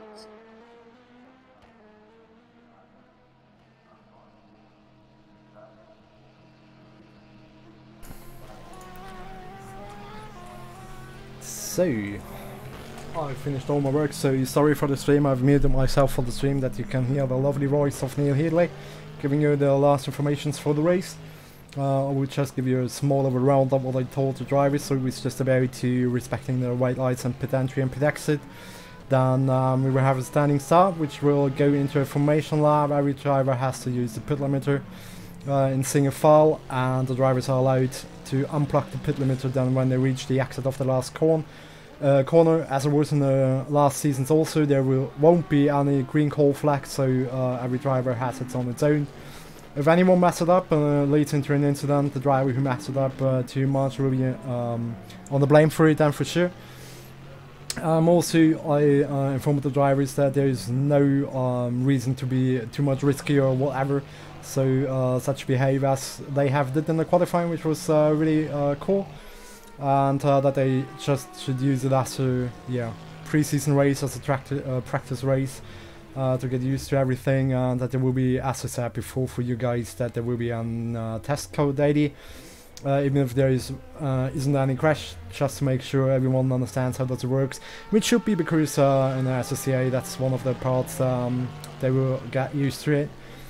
And yeah, for sure, that's what I was talking to the guys in the driver's briefing, just to bring it along for you, so you don't miss anything on the stream, even if I have to mute myself for it this time once, because when I'm doing streaming and all the stuff, for sure I can't leave Nihili alone here, because then you guys can't hear him. And but well, you got all the information the driver got on the driver's briefing.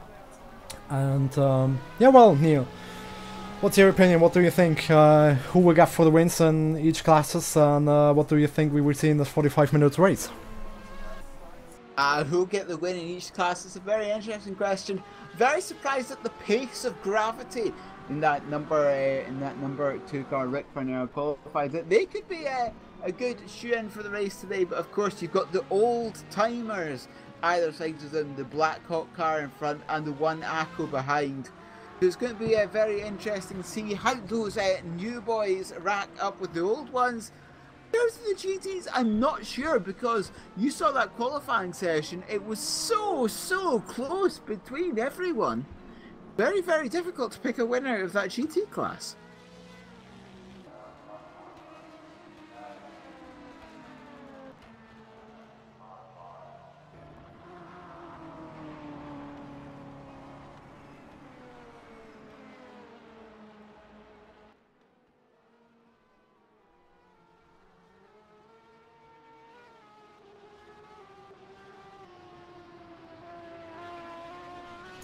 Just coming up to the end of this warm-up session now.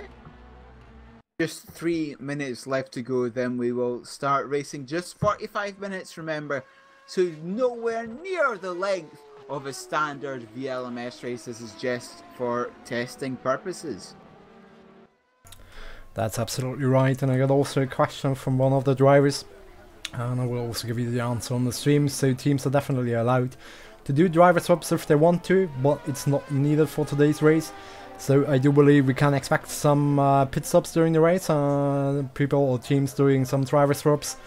So yeah, well, I wasn't thinking about it, to be honest, because it's a 45-minute race, but for sure it's also testing for the teams doing the driver swaps, and so I do believe we can expect some stuff right in there, which might play a role then in the race doing tactics and stuff, and it might give us a bit of a different result to what we would like to think about after seeing the qualifying. Even though I have totally agree with you, I can't even remember when we had a close qualifying like this. Well, around on close to 20 cars in 1 second in the GTE3, which is so amazing to see that high quality we have in the GTEs. I mean, with 20 cars, or nearly close to 20 cars in 1 second, that means nearly the whole GTE field is in 1 second between the drivers, which is absolutely insane.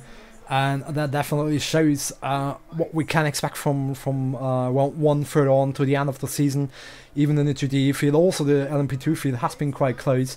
Even there, it has to be said that the mixed qualifying today hasn't helped the LMP2s that much, because if they reset the traffic on the wrong point at the track, it definitely plays a big role in qualifying when you need to go the fastest lap in 1 lap into. But yeah, at least it's such an insane to see those close racing in the qualifying. I do believe we can see a lot of close racing now in the 45-minute race in the preseason today. What do you think about it, Nia?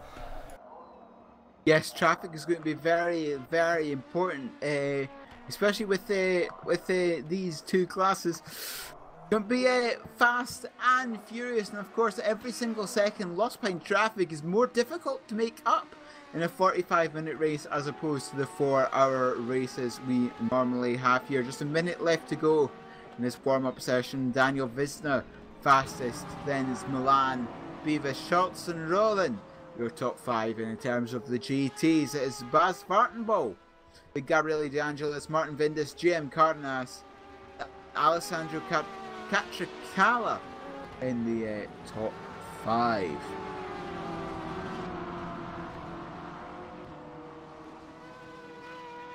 But yes, because this is such a short race, every second lost behind traffic for these LMP2 cars, it's going to be a little bit actually until they catch the GT cars. For every second lost behind, they're certainly not going to help in their quest to win this pre-season race.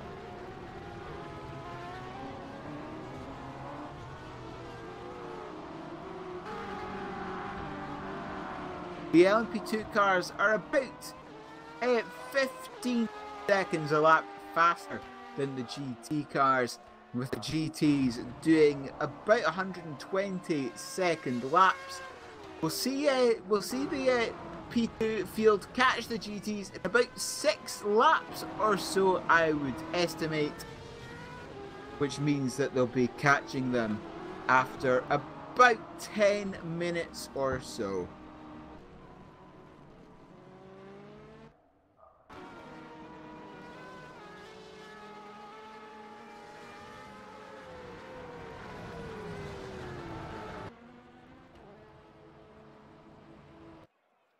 Attention grid, will all non-essential personnel leave the grid now? As we're now gridding up.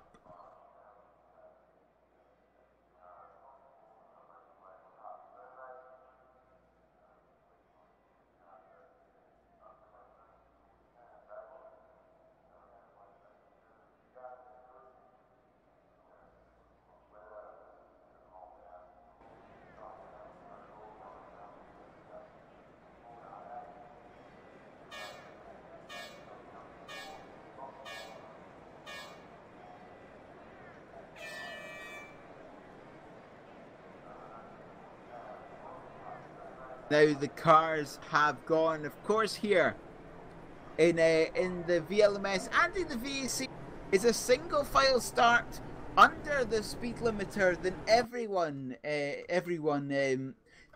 takes off their speed limiter when they exit. In this case, the final turn 19 here at the 5.9 kilometer Silverstone.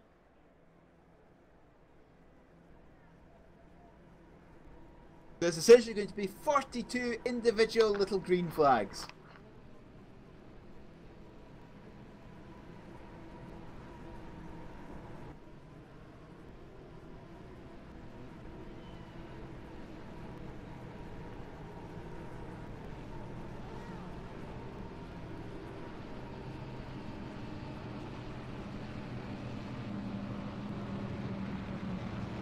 Yes, coming down the Wellington Straight now, of course, there was a big redesign not even a decade ago, which cut out the Abbey chicane and bridge corners, and the Priory as well. And instead of going left, right at the Abbey chicane, there's now a very, very fast right, left, and into the double hairpin in the arena section. Then they've got the flat out left-hander down the Wellington Straight. Then they come back to where the circuit used to be, down towards Brooklands.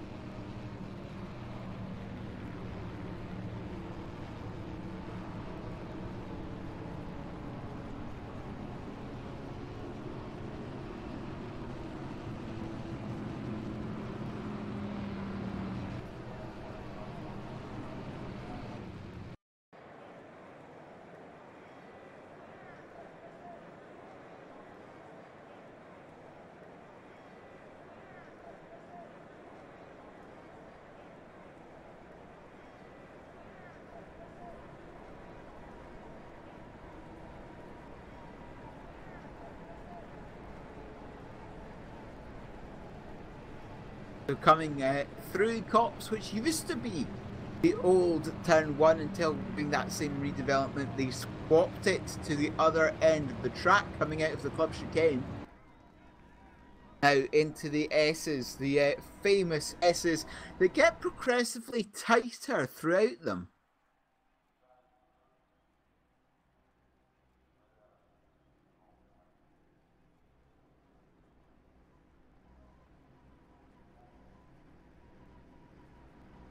coming out of Beckett's and Chapel onto the Hanger Straight. Point which has been the moment of many memorable battles.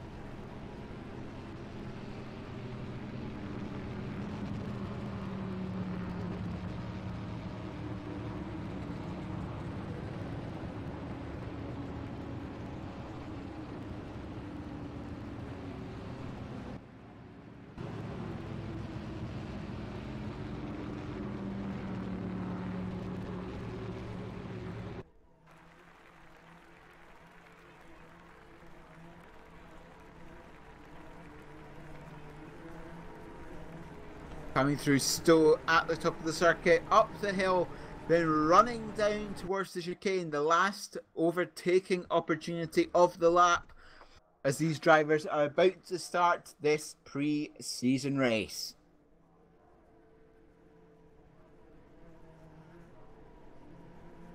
Coming through the club chicane, a 45-minute race. Daniel Visna taking that right-hander, then hitting the apex of the final corner. Taking off that limiter, and away we go for this pre-season race. A very clean start by the top 10 cars or so. I mean, look, there's no attacks coming into turn 1, I can see, and no offs as well. A very clean start in terms of the LMP2 field. Coming into the arena section, though, Lorenzo Ricci has got up the inside of Martin Furman. That move done in the braking zone for turn 3. And again, moves further back between Peter Schulze and Matthew Beavis as well. In terms of the GT field, Jorge Fernandez and Antonio Vicens for 19th place overall, battling, then Cliff Van de Ven right behind him.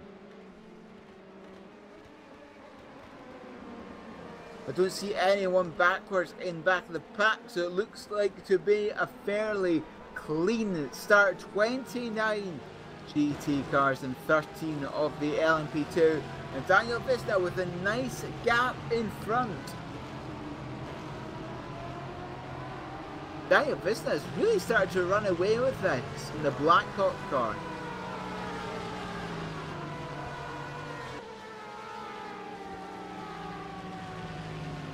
And the big gap between 10th and 11th between Jordi Schweers and Carlos Alba. As all the LMP2 cars come snaking up the Hanger Straight into Stowe to complete what will be their first lap.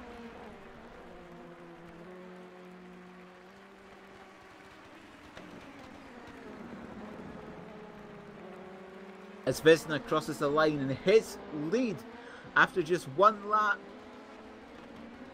appears to be 2.7 seconds. A fantastic job there by Visna.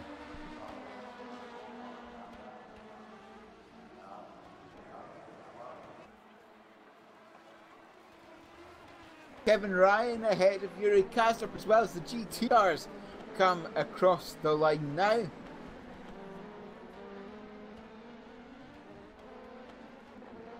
And a big 5-car train for 19th place overall, 6th place in class. Jorge Fernandez, Cliff Van de Ven, Antonio Vicens, Baz Vartenbol and Alexandra Pungard. Move there's Vartenbol up the inside of Vincenz coming into turn 3.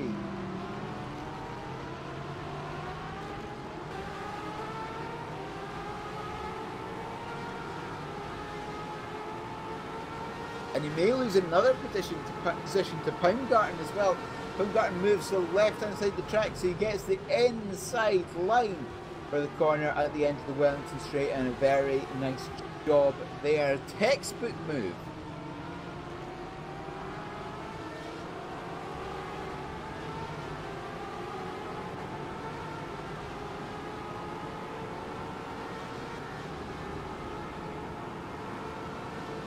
Visna coming through chicane for the second time this race. But have a look at what that gap is now, because it's certainly getting bigger and bigger. Vanel comes across the line now, and that gap now 4.1 seconds, almost 1.5 seconds. Lead has been extended the second lap.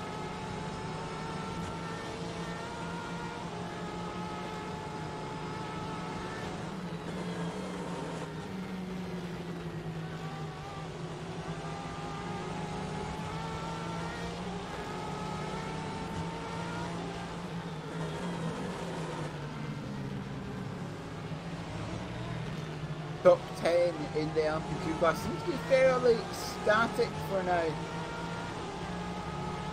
There's a 3-car straight now for that 90th place. Jorge Fernandez still at the head of it. Coming through turn 1. Oh, as the 3rd place car in that line, Bas Varnbol puts 2 wheels in the grass on the outside of turn 1. Certainly not what you want to do.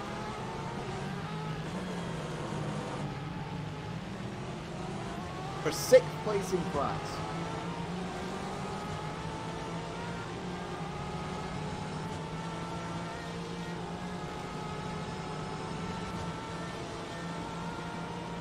Burnbull moving to the left hand side of the track there, perhaps trying to psych out.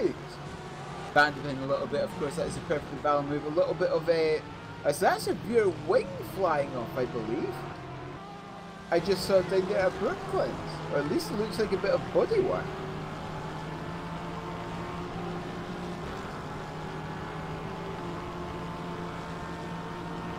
I was going through to see if I can see anyone without a rear wing, but I can't see anyone. Interesting, that definitely did look like a rear wing. No one is in the pits as well, so no idea what that was then.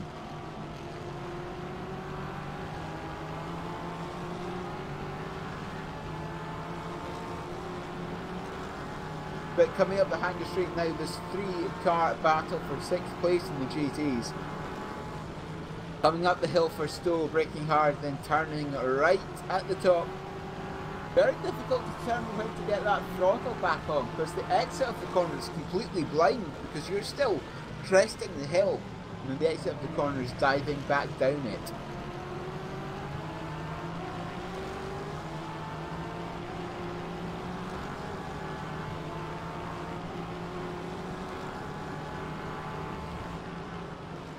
A little bit of bumper cars happening here for 33rd place overall, 20th place in the GT class between Alessandro Specchio, Alistair Long and Martin Vindes. So a very, very big concertina effect there coming into the chicane.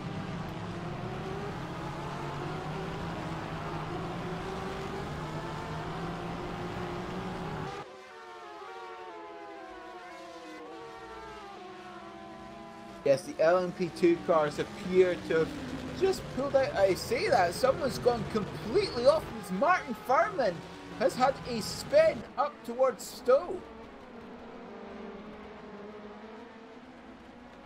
Having a look at what happened to the one target driver, it looked like he started braking on the AstroTurf on the left-hand side of the circuit, and that rear end just snapped completely out from the back of him. Which means that he's dropped 3 places from 5th to 8th, and now he's got Michael Rowland in the 88 car right behind him.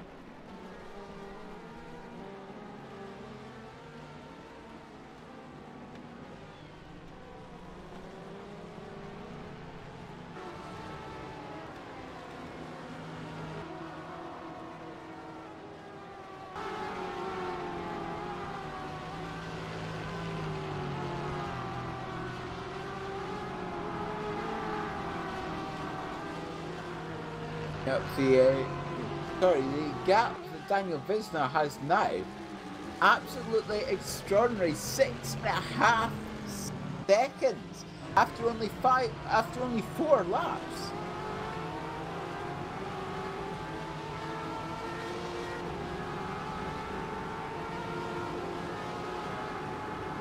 He's in lap number 5, and he's to catch the first back marker.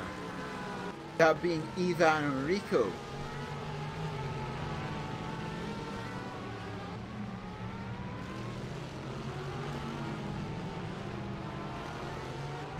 Vizna moves to the inside of Rico through the final sector, through the final section of the track, you should say, and Vizna crosses the line to start lap number 6.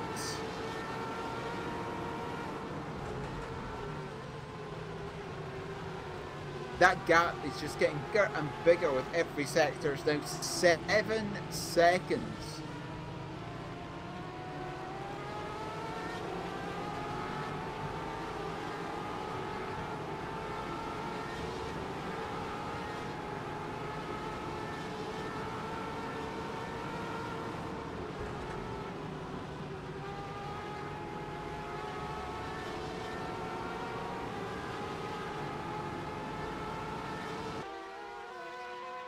Jorge Fernandez has dropped a few places in that train. He's dropped from 6th to 10th. Sorry, make that 9th.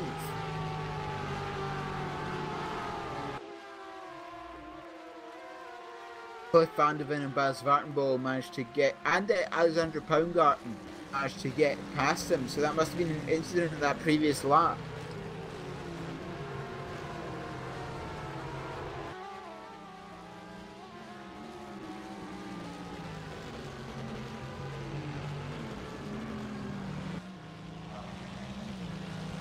As the battle for 4th place in the GTs is starting to bit heated between Daniele Brambilla and David Serra, 17th place overall, 4th in class. Salvatore Zucchello comes into the pits. I believe that was going to be a driver swap to Sando Donadel. Adam Karkowski in the pits as well. Thing to make a couple of driver swaps in this race.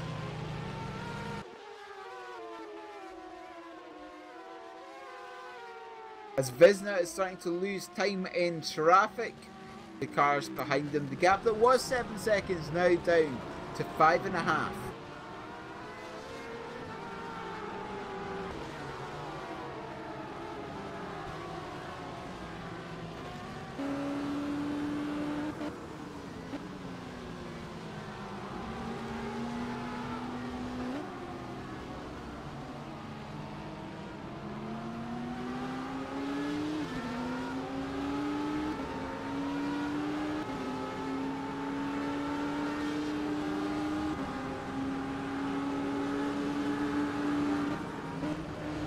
Yes, these LMP2 cars starting to navigate this GT traffic, and really no longer races traffic is where the race is lost and won. It's how you deal with the traffic and what your average pace is with the traffic that determines where you finish at the end. And of course the GT cars need to get used to how these LMP2 cars handle and how they behave around them.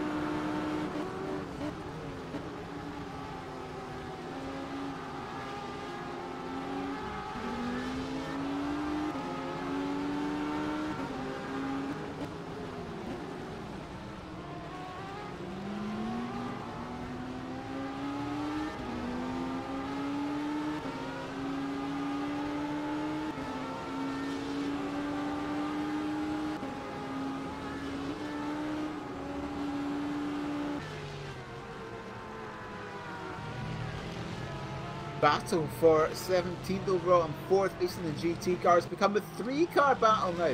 David Serra trying to hold off Daniele Brambilla and Cliff Van de Ven as Bas Vartenbol loses a place to Alexander Baumgarten because Vartenbol went very wide on the exit of 4, got to the grass, couldn't put the power down. Then Baumgarten just moved straight to the inside before they even got to turn 5.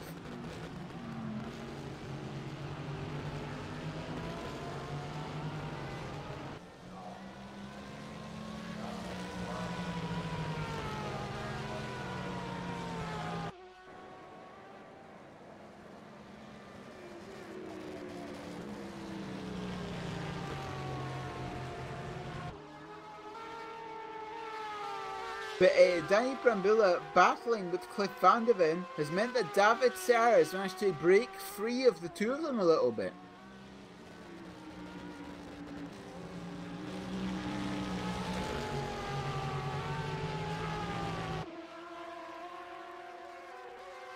onto the hangar straight now for what is these drivers' 7th time. Van der Ven looking to the inside, coming to Stowe. Trying to get it down in the brakes, not quite, but he still has the inside line. Brambilla means he has to go to the outside and loses that position for now, so they're counter-attacking the chicane. The answer is no.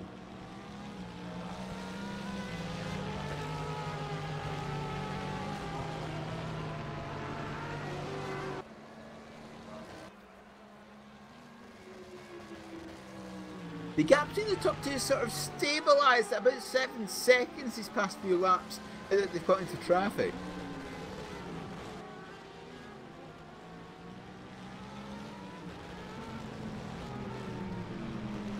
But Bormalan has lost a little bit of time there. He's now 9.4 seconds behind the race leader in that Monaco.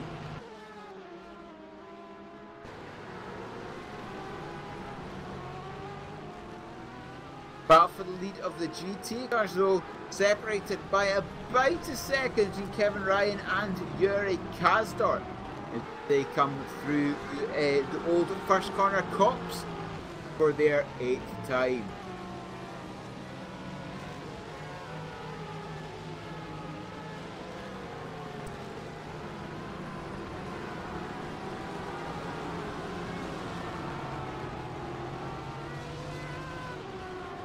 Coming through their S's, and they're the only teams to not be lapped by the leader. If I say that the leader comes through the two of them, that puts the entire GT field a lap down after 19 minutes.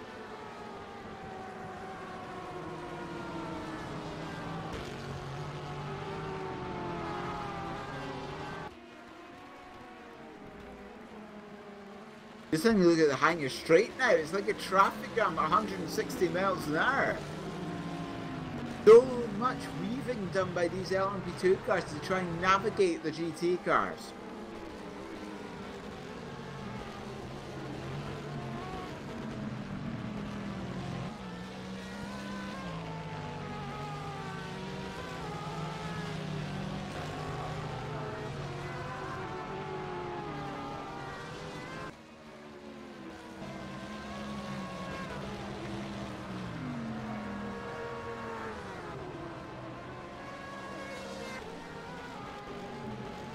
That gap at the top up to up to 7.2 seconds now. It was 7.7 at the start finish line. At the end of the first sector, 7.2. So traffic really playing with this with these drivers now, but it does mean that Daniel Fisto, at least for a lap or so, has some clear air in the lead of this race. Okay guys, we come to code 80 in 10 seconds, code 80 in 10 seconds, no overtaking. As we have our first code 80 test, and there's a car 5, 4, 3, 2, 1, code 80 in first. That was one of the P2 cars losing it under braking for the code 80. I believe it was Carlos Alba. Losing the rear end under braking for the code 80, perhaps being caught out by the traffic ahead at the point that they broke for it.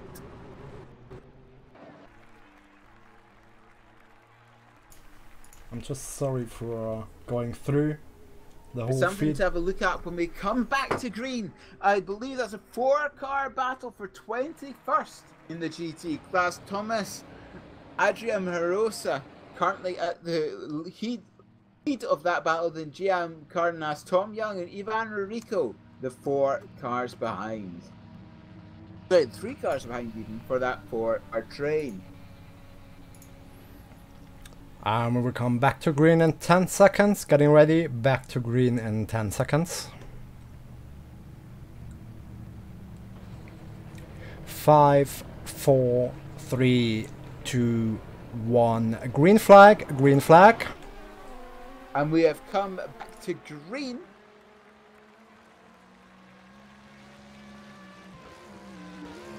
That was a test there, roughly the halfway point of the race, so everyone knows how these Code 80 work. Get used to them as Nico Barclay comes into the pits. Hamiluk Erhanjioski there in the driver swap area, so that's going to be a driver change for that car. As Yuri Kastorp has got Kevin Ryan, I say that they're still side by side for the lead of the GT class as the LMP2 car dives down the inside to lap the both of them. They're still side by side through Aintree and onto the Wellington straight. But Kastorp has the outside line at the moment. There's contact between the two of them. Kevin Ryan holds on to that for now, but that battle very, very close for this GT lead in 14th place overall.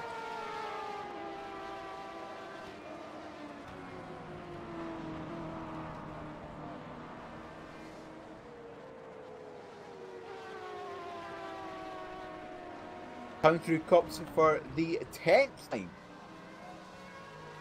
for the GT cars through the S's. A little bit of kicked up by a car in front as they take to the grass through the S's.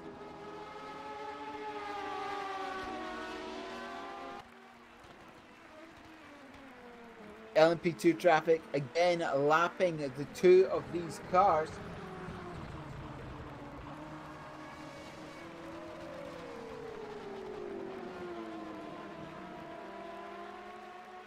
First and second, the two Porsches. Kevin Ryan ahead still of Kastorp. The big look up there by Ryan at the chicane.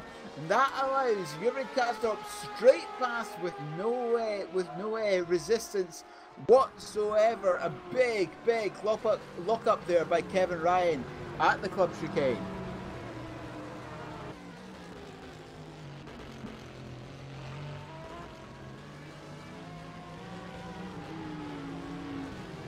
Kevin Ryan is going to have to try and gain all that time back up and make an attack on Kastorp.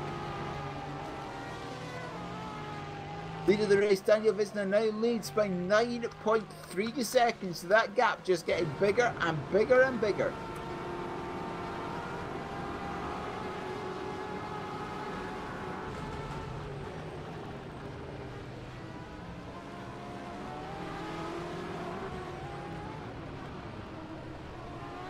Battle for 6th place in the GTs as well. Antonio Vicens currently leading this train. There's Daniel Brambilla, Jorge Fernandez and Alexander Baumgarten in that train. Blasi Mishik just a little bit behind. Luca Berg shared Fedema as well. These 8 GT cars are so covered by a gap of about 8 seconds.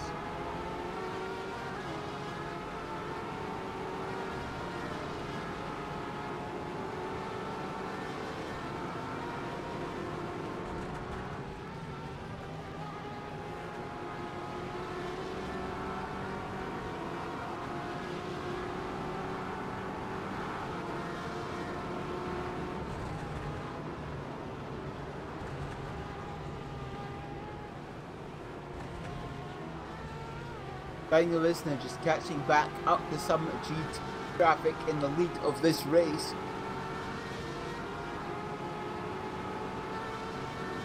But a little bit of a clear track ahead of him now.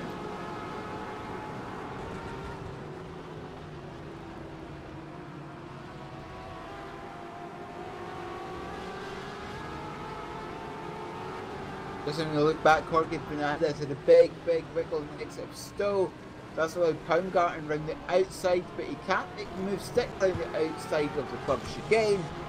Jorge Fernandez holds on to that 8th place.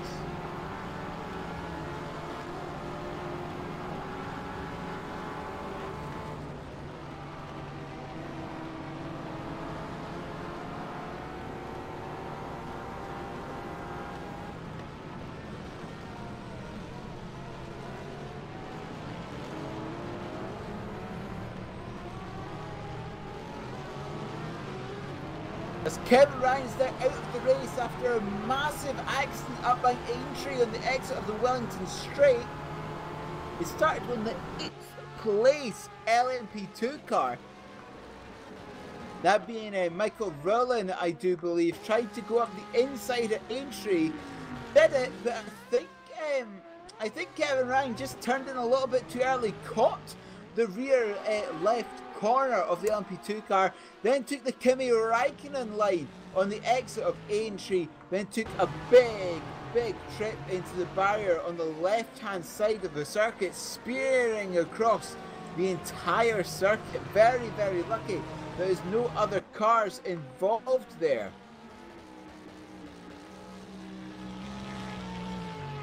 He's actually very close to sorry, it wouldn't have been Michael Rowland at the time because he's now in 8th place, I believe. It could well have been Jordi Schwiertz or Thomas Lenz. That is Kevin Ryan out of the race after being in 1st and 2nd place for the vast majority of it. That allows Yuri Kazdorp to breathe easy for now as he has a good gap.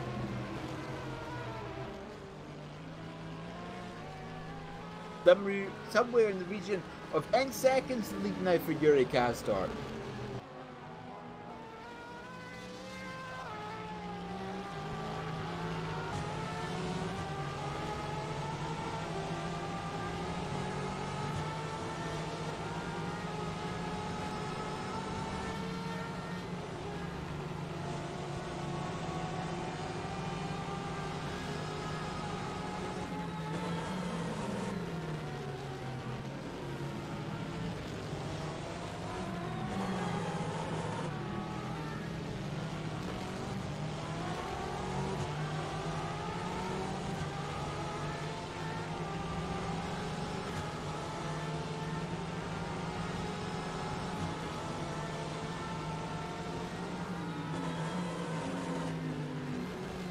That gap at the top up to 11.7 seconds as Matthew Beavis comes into the pits for what will most likely be a driver swap there.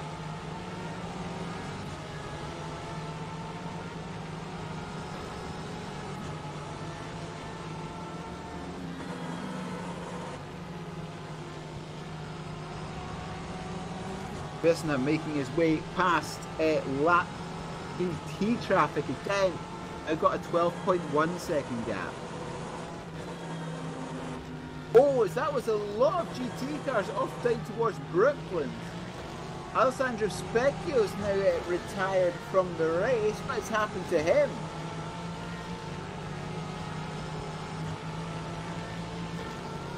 He lost the rear end coming into Brooklands, I think it is, the corner at the end of the Wellington Straight.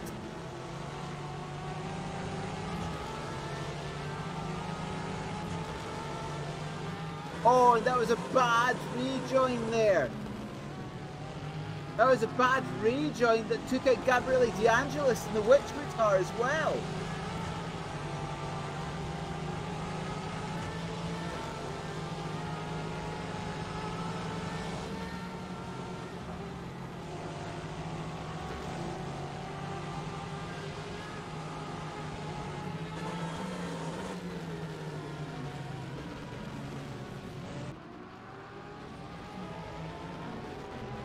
That was a terrible rejoin there. That's caused Speculo to DNF from the race. Gabriele De Angelis stuck there almost on the racing line. Oh, so many cars so close to hitting him. He's lost a few places there. But yes, a very bad rejoin. Now he's stopped up towards the pit entry, I believe that is.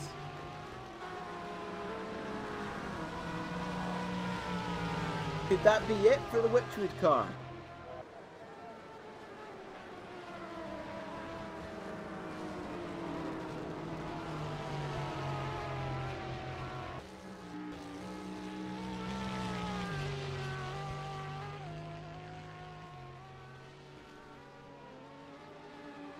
Gone very slowly. Just wondering if he's waiting for another driver to make a swap.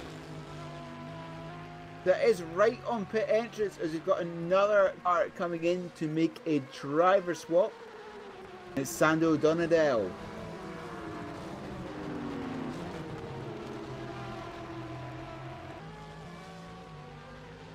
There's a battle for the final podium position in the GT class for 16th overall. David Serra currently holds it, but Cliff Vanderven wants it as they come through turn 1 now and turn 2.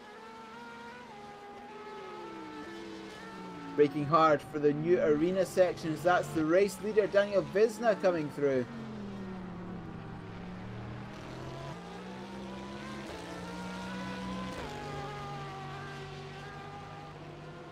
Serra running very wide off of Aintree on the Wellington Straight. That's not like Vanderven. A big run coming down towards the end, but he's not able to capitalise on it.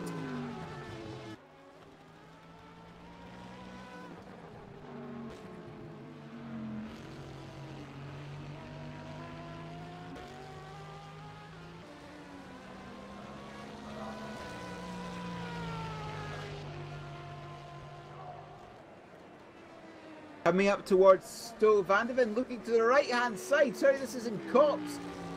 That would have been a very brave move to make it work. David runs slightly wide on the outside just because he had to leave room for Vanderven. But Serra holds onto that position, a very big slide. He's managed to catch it, but he's gone all the way through the gravel. He's turned that car into a lawnmower as well as a bunker scrape there.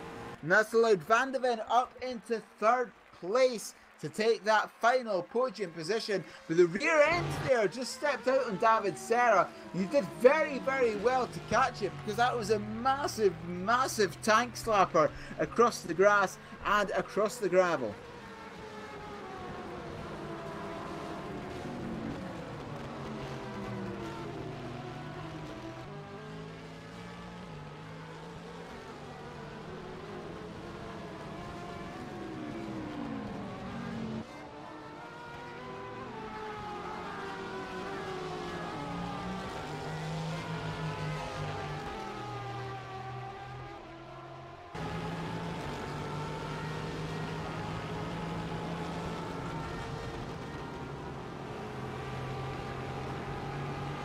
That gap in the lead of the race with Daniel Visna, almost 16.5 seconds now.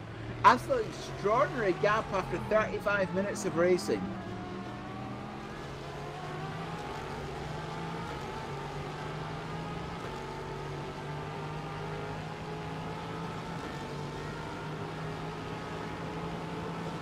This is a 4-car train for 21st overall. For 8th place in the GT class.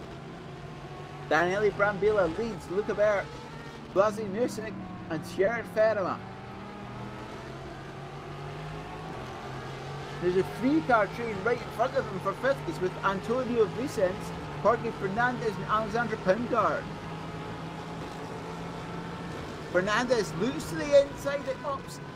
Not really going to work, but Vicens goes very wide on the exit. They could go side by side coming into the S's.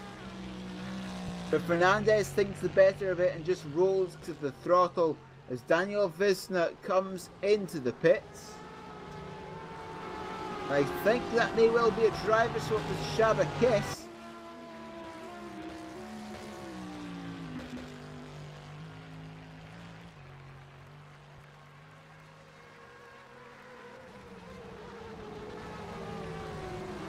Jorge Fernandez is now under attack from Alexandra Poundgarten.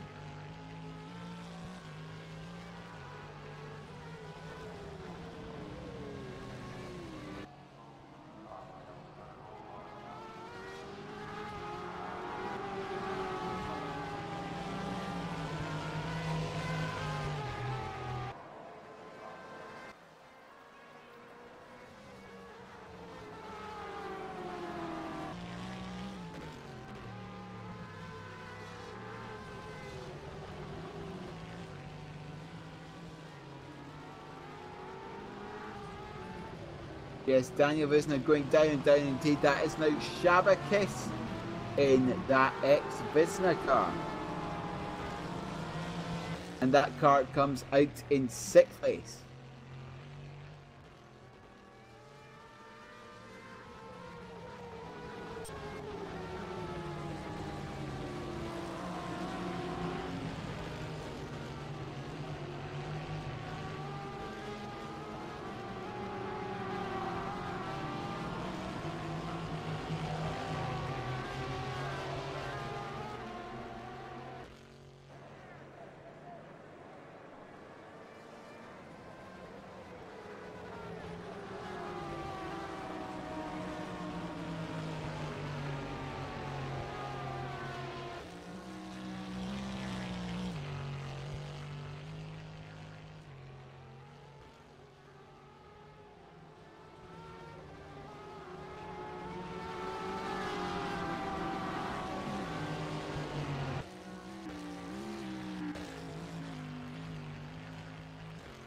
So Rick Van Earl in the lead of this race now by 3.8 seconds over Bora Milan in one of the one ankle cars.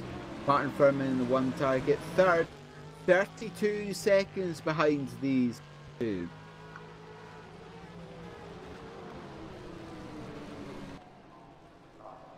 Martin Furman's gone round after contact with GT traffic, I believe. Yeah, yes, and he's lost that place to Peter Schultz.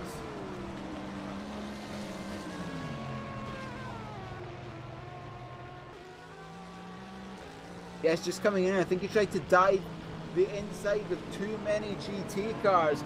Lost the rear end right on the apex. And then lost that place to Schultz. And now that he's under attack quite aggressively from Lorenzo Arisi.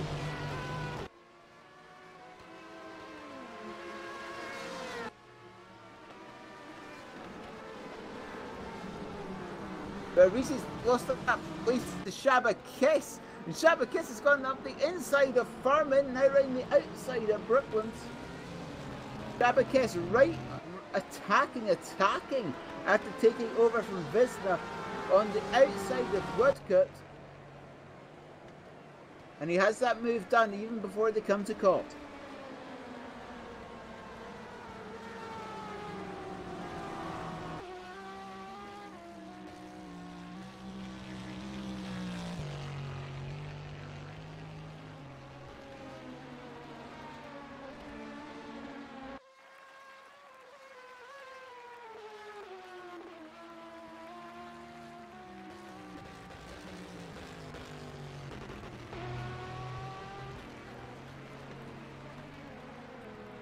But Antonio Vicens, an 18th overall, 5th in class, still holding on to that position in the GTEs in that Porsche.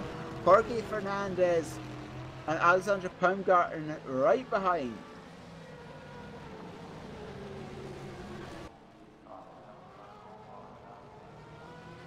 Going through chicane now, Vicens goes wide, Fernandez takes a slightly tighter line. I thought he could have done an up and under through chicane, but that was a no-go.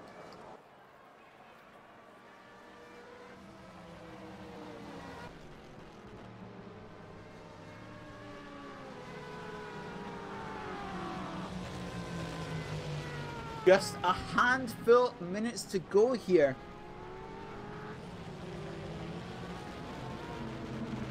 About 4 minutes to go here at the pre-season race at Silverstone. Jorge Fernandez going up the inside of Vicens at entry. That move done for now, but no doubt he's going to counter-attack coming down towards Brooklands. That very fast, difficult left-hander at the end of the Wellington Straight. But Fernandez holds onto that position for now. As Bora Milan comes into the pits in the other one-ankle car.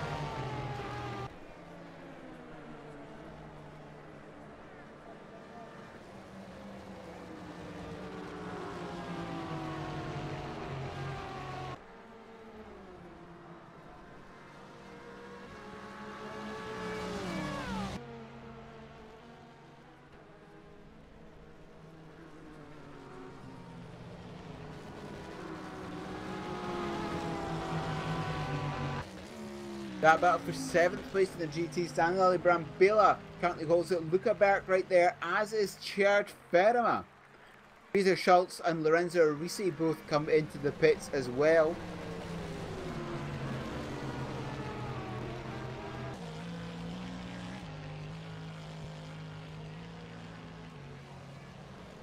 Just having a look at all this prototype traffic trying to get round the GTs. My goodness, Martin Furman comes in as well on the one target.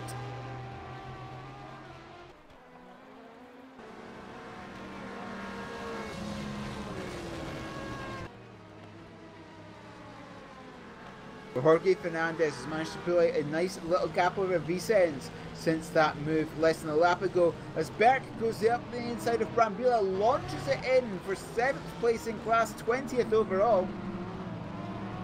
That was down at turn 3, a big braking zone there, not being able to make the move stick, just a couple of minutes left to go.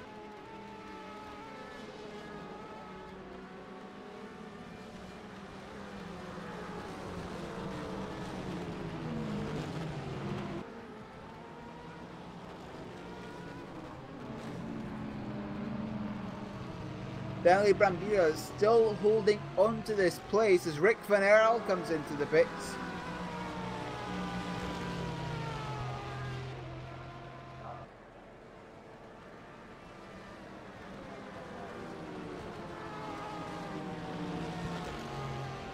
Stanley and Brambilla there, slightly blocked by P2 traffic. You see that? Look at Berg. Took very generous track limits there on the outside of Cops.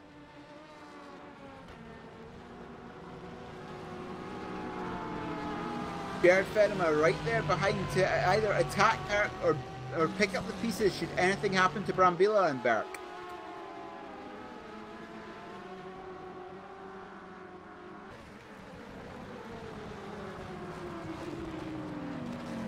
Let's see where Rick Van Earl is out on track.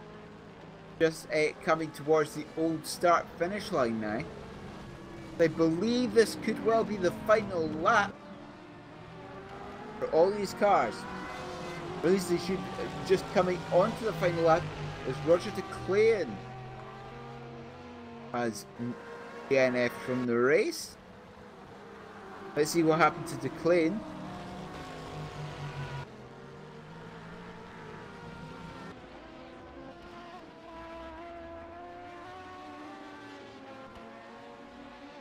Oh, and it was on the outside of Cops.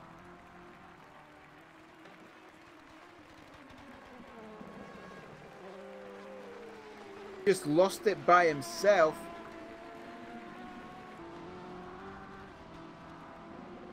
As Rick Van Earl comes down towards the chicane, what I believe to be the final time.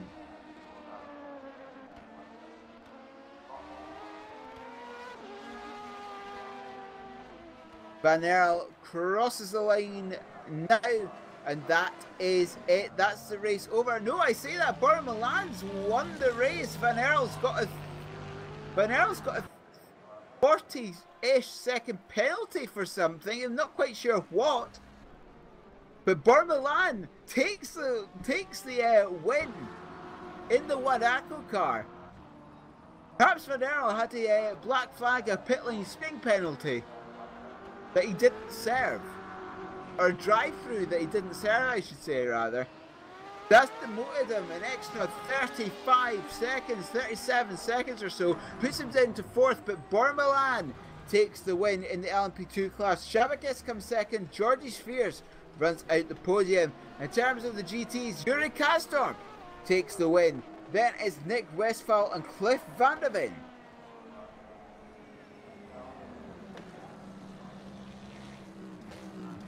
As Luca Berg has managed to get past Brambilla on that final lap.